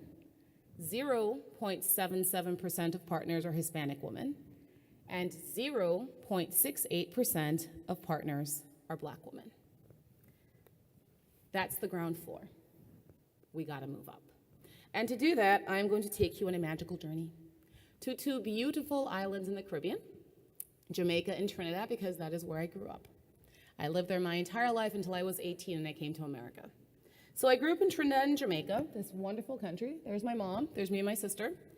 And I went to Princeton, I went to Michigan Law, and on the first day of law school, I met my husband. That is not my husband. But the second year of law school, my husband and I did is we drove right out here to LA, and we went on The Price is Right because he was a huge Bob Barker fan when he was a kid, and I got on the stage, and it was awesome, and I came one number short of my brand new car twice. It was awful, but I got that picture. Anyway, my husband and I, we got married on the beach, and now we live in Chicago, where we have 2 children. There they are. So I don't know how many of you are familiar with Chicago, but Chicago is the second most segregated city in the United States of America. And for black-white divisions, the north side of Chicago is predominantly white, and the south side of Chicago is predominantly black. So I live on the north side. And my children could pass for white. They look pretty white. And because I am black, whenever I am walking around my neighborhood, whenever I am taking my children to the park or to the store, and especially when I'm at the playground, I am always assumed by the white moms in my neighborhood to be my children's nanny. And then I'm asked questions like, how much am I paid? Am I looking for work? Are my friends looking for work? You guys would be shocked by how many moms on the north side of Chicago are trying to steal nannies. It's like the Hunger Games of nannies out there. And so that's how we're gonna talk about level 2, guys. We're gonna talk about bias. But to help talk about bias, I wanna do an exercise with you. So ready? I want you to visualize something for me. You can keep your eyes open, keep your eyes closed. What I want you to do is play a memory game. And this is how we're going to understand how your brain works, how well you remember something. Ready? Two lawyers, partners in a law firm, walk into a local bar. Right behind them, a truck driver who really wants to stop at this bar for the night. The lawyers nod at a judge in the corner who they know, and note that the judge is sitting with one of their legal assistants. The lawyers go up to the bartender. The bartender asks what they would like to drink. The bartender pours the drinks, the lawyers say cheers, and they start to drink. Suddenly, one of the lawyers starts choking, falls, and is caught by the truck driver who is sitting on a neighboring stool. The bartender calls out for a doctor. Two doctors and a firefighter rush up to the bar, as does the judge and the legal assistant. The firefighter pounds on the lawyer's back, starts to administer CPR. Finally, the lawyer starts coughing and is able to breathe again. Everyone is extremely relieved, and the lawyer, very apologetically, offers to buy the whole group drinks. The bartender laughs. She shakes her head, and she says to all 8 women standing there, "Don't worry about it. Something crazy always happens when it's ladies' night at the bar." So now I'm going to ask you a question. Until I said that last part with the bar, if you were not in the winners group meeting this morning, I want to see a show of hands. How many of you thought the 2 law firm partners were men? How many of you thought the judge was a man? How many of you thought the bartender was a man? How many of you thought the legal assistant was a man? Let's talk implicit bias, everyone. So here's what I did to you. What I did was I gave you characters in a scene, but the only description I gave of those characters were what their professions were. But here's what your brain did. Your brain was like, I don't like that. I don't like that you're not giving me their faces and their names. I want to fill out that story. And it's going to fill out that story with the assumptions and the stereotypes and the shortcuts that we have had our entire life. And you have given them a lot of things. In addition to a gender, you probably also gave them race. So let me ask you another question. How many of you had a black lawyer or black partner? How many of you had a Hispanic firefighter? How many of you had, let's say, an Asian judge?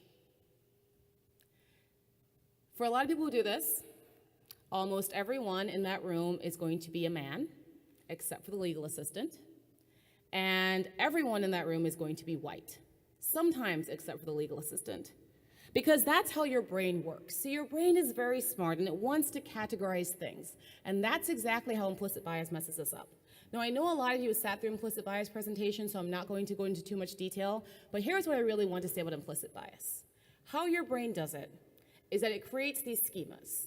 It creates these categories. And then it assigns things that it hears, events, information, whatever, into those schemas. So tall, green, leaves, that's a tree. Red circle, red lights, red sign, that means stop, don't go there, emergency. And when you apply that schema to people, we call it something else. We call them stereotypes. So here's how implicit bias with stereotypes would work.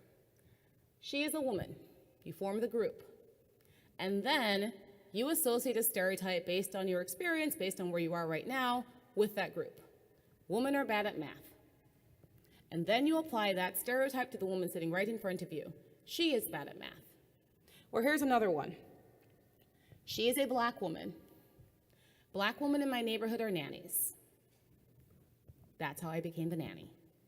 And if you don't think that that math stereotype is pervasive, they did a study. Parents of boys and girls, these boys and girls had equivalent math abilities. And their parents were asked to estimate how good their sons were at math. And the other parents were asked to estimate how good their daughters were at math. You know what they did? The parents of sons always overestimated how good their sons were at math. The parents of girls always underestimated how good their girls were at math. So I talked about bias, but here's what level 2 is. Level 2 is when we get real about bias. We don't just say it's universal. We don't just say everyone has it, because we are going to remember Sandra, and we are going to talk about how bias cuts her down. The death by 1,000 cuts. And I'll start with this, because we heard a few of these today. It's when we say these things, these micro insults, when we say words or actions or phrases at people that is certainly designed to cut them down, but sometimes we don't even know we're doing it. They're subtle, or they can be unsubtle. And they're these verbal insults, these verbal takedowns, things like this. Kim, can you take the notes? And Kim says yes, because she is always the only woman in the room, and they always ask her to take the notes. I'm looking for the partner. Is he here? Have you seen him? That's what the man says when he walks into my office. I am the black woman partner sitting in my office with my name on the door. I'm right here. Wow, your English is really good. That's what the Chinese American partner gets told, and he's very surprised as he's been speaking English since he could talk. Where are you from? The Hispanic partner gets asked that, and then when he says America, he gets asked, no. Where are you from really? What are you? People ask my biracial kids this all the time, and then they touch their hair. Don't touch their hair, y'all. I will never be able to pronounce your name, right? It's Kim, right? It's not that hard. Now, where does your husband work? That's what the lesbian lawyer gets asked all the time. Heck, that's what women get asked all the time. And who's going to watch your kids while you're working? I know maybe there are other parents, I know that they could do that. But see, no one ever asked Kim's husband that question. Defendant's checking over there. We heard that one. That's what my friend got. He was a black man at his first court appearance as the lawyer. And then as he walks away, he hears this. He is so well-spoken. That's what it feels like. That's how it cuts you down. Because people of color, minorities, women in the workplace, we hear this all the time, every day. And then there's a next level. Because it's not so much that you hear it. It's also what happens when you decide to call the speaker out on it. Then you hear something like, it was just a joke. Why can't you take a joke? I didn't say that. I didn't mean that. How can you say I'm saying that? I didn't really mean that. Come on, stop. Micro invalidations. Here's another thing for the young people in the room or anyone who likes Alfred Hitchcock movies. It's called gaslighting. It's when you tell someone that what you're feeling, what you experienced, what you saw, that it never happened. When you invalidate not just my identity, not just the fact that you insulted my identity, but then you tell me that I should not feel that way. Get over it. It's fine. It wasn't a big deal. That's what bias feels like. And let's go back to Sandra. Because it's what happens to her every day. It's the maternal bias. It's where we assume that since women should be available to their children at all times, they cannot be available to go to work, to go out to dinner with clients, to go out to drinks with clients. They can't be committed to their jobs. But we never make that assumption about fathers. It's who we choose to hire in the workplace, and we only choose people who went to the right schools or who seem to be the right fit. But we can't actually articulate what it is about them that would make them the right fit. It's who we choose to promote, who we choose to advocate for, who we choose to sponsor, who we choose to put into positions of power, because we just see them as the natural leaders in the workplace. It's who gets the right assignments, who gets the right feedback, who goes to the right meetings, and the people who those leaders choose look a lot like them. It's who we choose to socialize with. It's who we choose to get coffee with. It's who we know is going to make partner, so we invite them over to our house for dinner. It's when we judge based on skin color, on gender, on sexual orientation, on ethnicity, on difference, that someone isn't even competent enough to be there.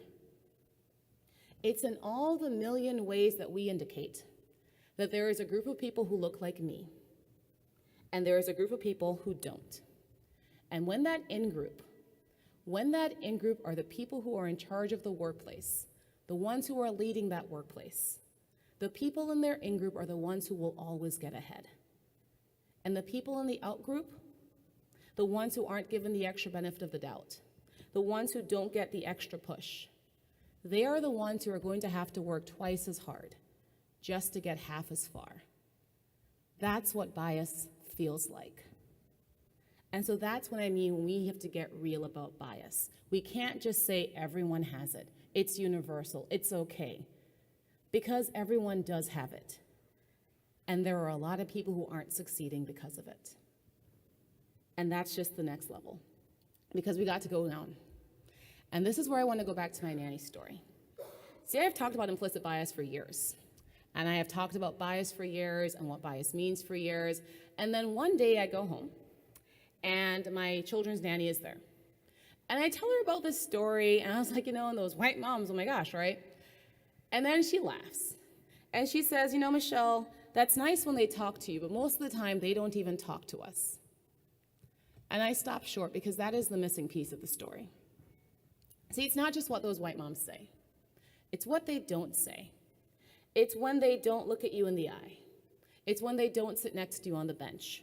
It's when they don't include you in their conversations. It's when they treat you like a stranger who does not belong. When they treat you like someone who doesn't fit. See, implicit bias tells you a lot. It tells you that you have biases. It tells you where those biases came from. It'll tell you how to structure around them. That's what training should do. It'll tell you should implement this and put this into place. That's how we can, interrupt bias. But you know what implicit bias doesn't tell you? It doesn't tell you where your biases came from. It doesn't tell you why those biases are wrong. And it doesn't tell you how to end them. Because how to end them, that requires a much deeper and a much harder conversation than simply saying, we all have biases and that's okay. We're missing a piece. So I'm going to tell you another story. Has anyone read this book? Wonderful. It's a great book. And it's written by a woman named Chimamanda Ngozi Adichie. And the book is a story about a woman who goes to Princeton, which is my school. And when this part of the book takes place, she's in a store. She's from Nigeria. She's a Nigerian immigrant. And her name is Ganika. And Ganika and her friend Efemelu, actually Efemelu and her friend Ganika, they go into a store to buy a dress. Let's say it's an Ann Taylor or a Banana Republic. And Ganika, the friend, has been in the States a little bit longer than Efemelu. And so they go into the store. And there are three sales clerks in the store. There's one at the cash register, and there's two on the floor. Of the two on the floor, one sales clerk is white, and one sales clerk is black. And the woman at the register, she is white. And so Ganika and Efemelu, they go look for a dress. The white sales clerk is the one who helps them, and then they go to checkout. So then they go check out, and the clerk at the cash register asks them, which of those two women helped them? Ganika looks around. She doesn't see either of the women on the floor. She doesn't know either of their names. So here's the conversation that follows. Well, was it the one with the long hair? The cashier asks. Well, both of them had long hair, Ganika replies. Was it the one with the dark hair? The cashier asks. Well, both of them had dark hair, Ganika thinks. So Ganika smiles, and she looks at the cashier, and she waits. And the cashier smiles, and she looks down at her computer screen. And 2 seconds crawl past before the cashier cheerfully says it's okay. I'll figure it out later and make sure she gets her commission. So Ganika and Efemelu, they walk out of the store, and Efemelu says, I don't understand. Why didn't she just ask if it was the black girl or the white girl? And Ganika laughs, and she says, because this is America. And in America, you pretend you don't notice certain things. See, that conversation, that is the heart of what I'm talking about. See, those white moms may make their assumptions because of implicit bias, but what they do next is not implicit bias. Their decision to not talk to me, their decision to not talk to my nanny, that's not implicit bias.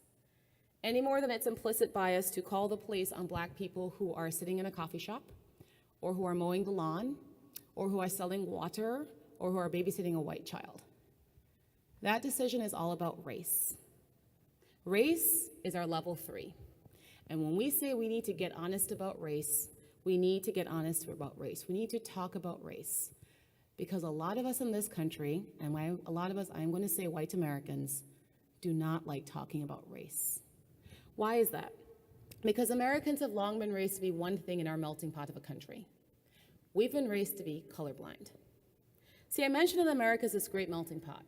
And this metaphor works like this, right? Everyone comes in with our many cultures and ethnicities and identities, and we throw us all into this melting pot, and out of it emerges this one great American identity. That's one interpretation, but here's another.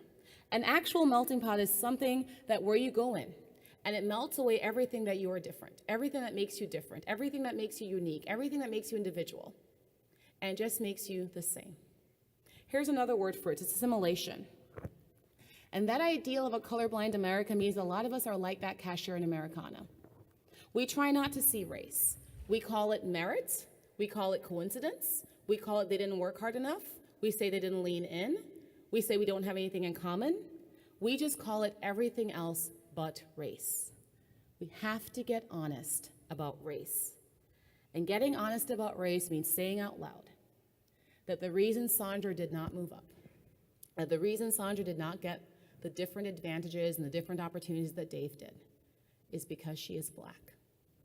And because she is black, the biases and the micro-inequities and the exclusion the stereotypes, all of that meant that Sandra was never going to be that 3% of minority women who become partner. Getting honest about race means saying that these numbers are not a coincidence. Getting honest about race means saying that these numbers aren't just because we don't have anything in common. Getting honest about race means calling it by its name. That whether we are making them unconsciously, which a lot of us are, or we're making them consciously, whether we're making them explicitly or implicitly, we are making decisions based on race. We need to get honest about race or we are never going to get off the ground floor. So to help us get honest about race, I want to do an exercise with you. So what we're going to do is we're going to do a mental exercise. And there's a lot of colors here. And what I want you to do is I want you to fill in something like this. I don't have to here, sorry. It's a puzzle piece. So think of 20 different puzzle pieces. They're all empty, right? And you're going to fill in those puzzle pieces with color. And let's use these colors. So here's what I'm going to do. I'm going to tell you a category. I'm going to tell you a word. And you fill in your puzzle piece with the colors in that puzzle. Ready? Put 1 color, 2 colors, 3 colors, whatever you want to put for you. The neighborhood you grew up in. Your childhood best friend. Your favorite teacher in elementary school. The author of your favorite book as a child. Keep filling out your world. Keep filling out your puzzle pieces. Your first boss, wherever it was. Your first crush. Your best friend in law school.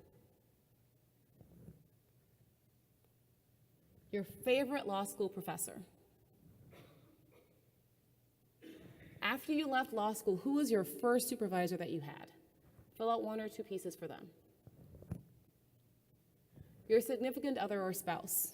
Your last one if you don't like the one you have right now. Your next one if you're feeling hopeful, right? Now your current neighborhood, where you currently live. Remember, be honest. No one is seeing this except for you. Your closest neighbor, the one you borrow sugar from, or like their Wi-Fi. The star of your favorite movie, easily, favorite movie. Who was the star? And the last few, your doctor, your dentist, your mayor, your congressperson, and the president. Now I want you to look at your circle. I want you to look at your world. I want you to look at your personal circle, your professional circle. I want you to look at your circle when you were a kid, circle when you were grown up. And I want you to look at it because I want you to ask yourself a question. Is this what a colorblind world should look like? Because for a lot of us, what we're going to find out that our circle is not very diverse. And in fact, our circle looks a lot like us. And so here's what I want you to do with that. I want you to be cognizant of how, for many of us, how not colorblind our world is. How the choices our parents made, how the choices we make, how the choices a lot of us are making for our children, how very much centered on race they are. Because it's only once you recognize it that you can start to change it. And that's what we want to do next, because we want to keep moving up. We want to get out of our silos, which is not that, that's a wind machine. Silos. So a silo is a really big container, right? I got married into a farm family from rural Michigan. I am very familiar with silos. And a big container that holds things in, but more importantly, it also keeps other things out. And so a lot of us are contained in silos, just like that one. Our cities are segregated, we know that. Our schools are segregated, we know that too. And because of that, you know what else is segregated? Our social networks. The average white American has 91 white friends and 9 friends of color. And that includes just 1 black friend. 75% of white Americans have no friends of color at all, not a one. See, if you are really invested in diversity, then you need to get out of your silo and actively search for and work with and recruit and hire and promote people who are different from you. And it's not going to be easy, because if these are our numbers, and when we bring in laterals, and when we recommend people to hire, and when we're interviewing people, we go with people we know. We go with people we're comfortable with. So it's going to be uncomfortable to do this. And it reminds me of a conversation I had with a friend of mine. And that friend told me she would feel uncomfortable going into a black church because she's a white woman. And I said I understood, because I have been in more all-white churches than I can count. And all-white elevators, and all-white classrooms, and all-white conference rooms, and all-white hockey games. Minorities live and breathe in majority spaces. Try to do the same. Try entering spaces where you are the minority. Enter them respectfully. Enter to listen and to learn. Visit neighborhoods that are primarily minority. Attend women's group meetups. Go into spaces where you are not the majority face. You will be respected. You will be heard. So try and listen as well. And when you feel uncomfortable, because you will, lean into that discomfort. Because remember those earlier slides? That's how we make diversity matter. It's the discomfort. That's what we learned from. But we're going to keep moving up, because it's going to get harder. And that's where I introduce you to Kevin. Kevin from Yale. So I once had a conversation with a white friend who said to me, you know what? It's easier to be black in this country than white. And I for real did an actual spit take. I'm like, well, where do I start? I'll start with the slavery and go all the way to Wakanda. Oh my goodness. And he's like, no, wait a second. It's easier to be him. And that him is who I call Kevin from Yale. Kevin from Yale is a really nice guy. Kevin from Yale is the reason that we believe we can live in this post-racial society, that we live in this colorblind world. Because if Kevin from Yale made it, everyone can. See, Kevin from Yale is the valedictorian, the sports star. He was great in high school. Everyone loved him. He went to college. He was a superstar. Went to law school, totally on the right track. Now he's at his big law firm. He's going to make partner. Everyone thinks Kevin is awesome. And Kevin doesn't have any of those old hang-ups about race. He can hang with anyone. So you're talking to me about colorblindness and silos? Come on, Kevin from Yale. He doesn't care that he's black. I don't care that he's black either. You know, that's great. Kevin from Yale is wonderful. He's probably a really nice guy. But do you know what he feels like? Every single time he walks into a room and he realizes that he is the only person of color there. Do you know what Kevin feels like when he walks into a meeting and he realizes that he has to represent every single black male professional out there? Because Kevin from Yale is your one black friend. Do you know the mental toll it takes on Kevin from Yale to be Kevin from Yale, to have been Kevin from Yale every single day of his professional life? Because to stumble for even a second on the tightrope on which he is walking is to have someone turn to him and think, implicitly or explicitly, oh, I guess he's just like the rest of them. See, you see Kevin from Yale, I see a man who has to work every single day just so he can belong. I am a black woman living in a white neighborhood where my children attend schools with predominantly white families, and the only time I feel like I can be like myself is when I go back to my black spaces. I can be loud and not have someone be scared of me. I cannot smile and not have someone accuse me of being unfriendly. I can take my kids to the park and not have someone call me a nanny. See, for a lot of minorities in your workplace, this is our reality. We are Kevin from Yale. We live a double life.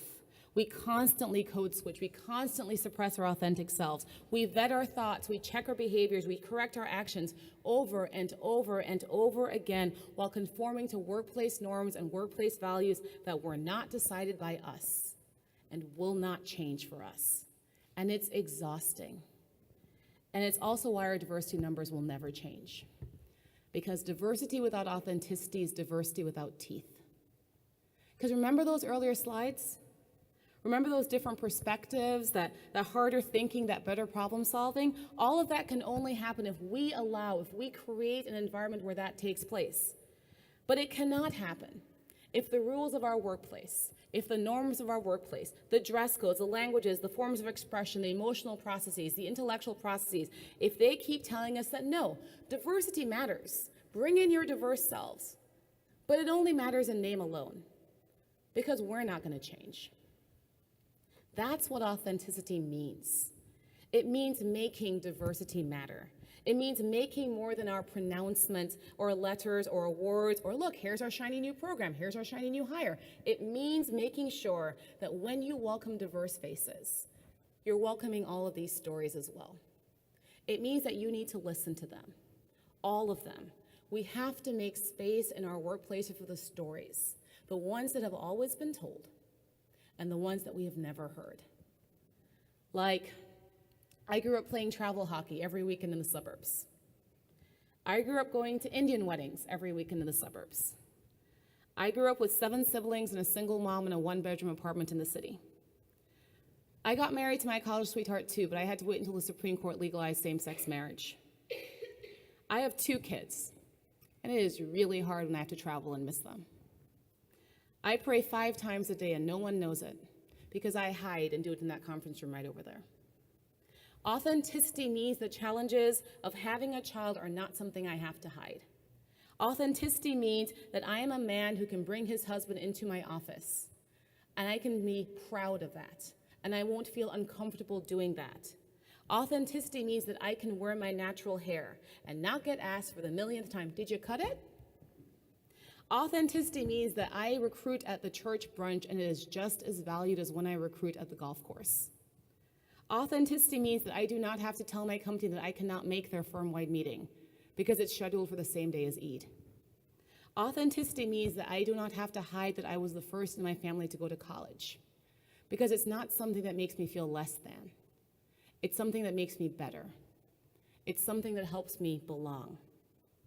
And now we're soaring because step 6, because level 6 is we're going to get innovative.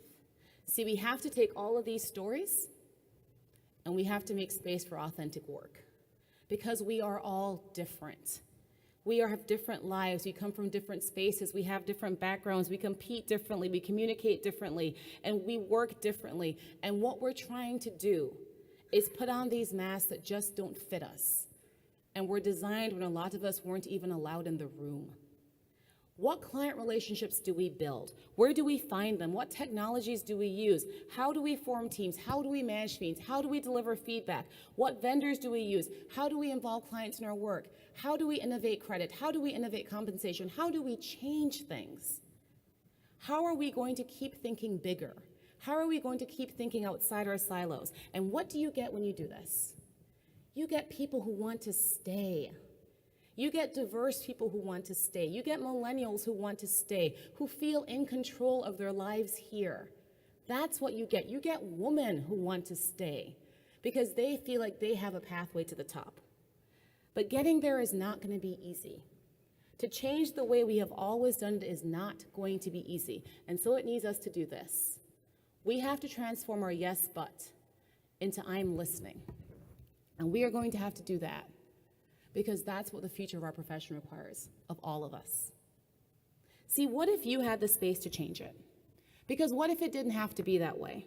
And what if the people who could make that change are sitting right here in this room, but no one's listened to their ideas because they have nowhere to take them, because they're like Sandra?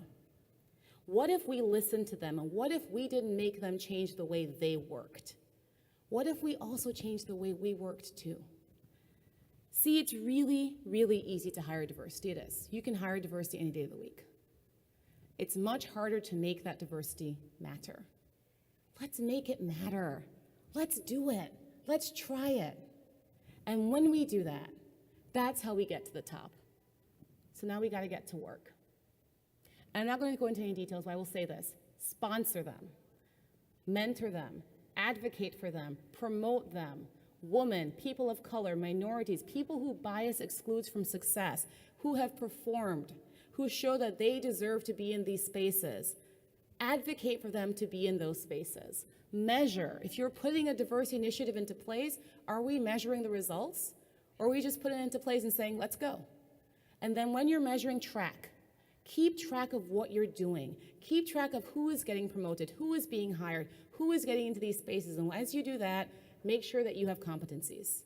Because unless we know how everyone gets to the top, then we're always just going to have these hidden paths that only some people know about, the people in the in-group. And the people in the out-group, well, they're really lucky if they get there. And that's only if they work really hard and they get really lucky. And here's the last thing I want to ask you to do. You just need to start. We need to stop passing the ball to someone else and hoping they'll take care of it, which means it starts right here with you, with every single person sitting in front of me, recognizing the role that they can play in this. Diversity based on authenticity needs you. Are you going to be the one offering the new ideas? Are you going to be the one giving her the space to do it? Are you going to be the one to advocate for someone who reminds you of yourself? Or are you going to advocate for someone who didn't go to your law school, who didn't go to a T14 law school, who came from a different background, who has a different social network? Are you also going to help him be a success? Are you going to be the one finding new ways to navigate your job with a husband and your 4 children, or are you going to be the person telling her that there is space for her here to succeed, and here's how we're going to do it? See, building a diverse legal profession, building an authentic law firm, it only starts with one person. That's you. That's how we get off the ground floor. So let's start doing it. Start by getting why diversity matters. Then get real about bias. Get honest about race. Get out of your silo. Get behind the mask. Get innovative and get to work. That's how we're going to get off this ground floor.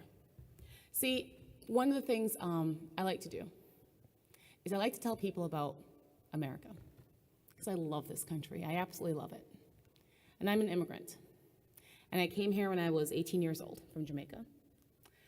And gosh, and I think this year I will be in this country longer than I ever lived in the Caribbean. That blows my mind. Every time I think about that, it blows my mind. So 6 years ago, I became a citizen. And it was one of the happiest days of my entire life, because you know what that ceremony guaranteed me?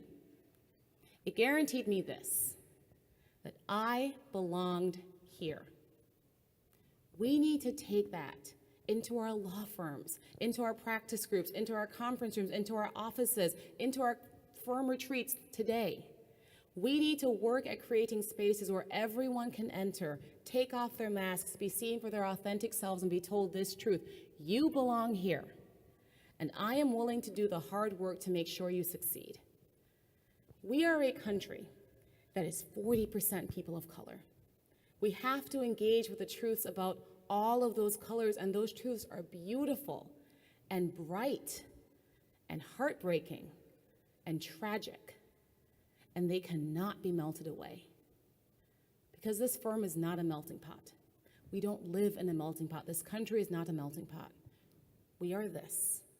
We are a beautiful mosaic where all of our many brightly colored pieces, all of our stories, all of these people, all of us, we all fit together. We all fit here. So get off the ground floor, keep going up, and don't leave until you're at the sky. That's how we make diversity matter. Thank you very much for having me, everyone.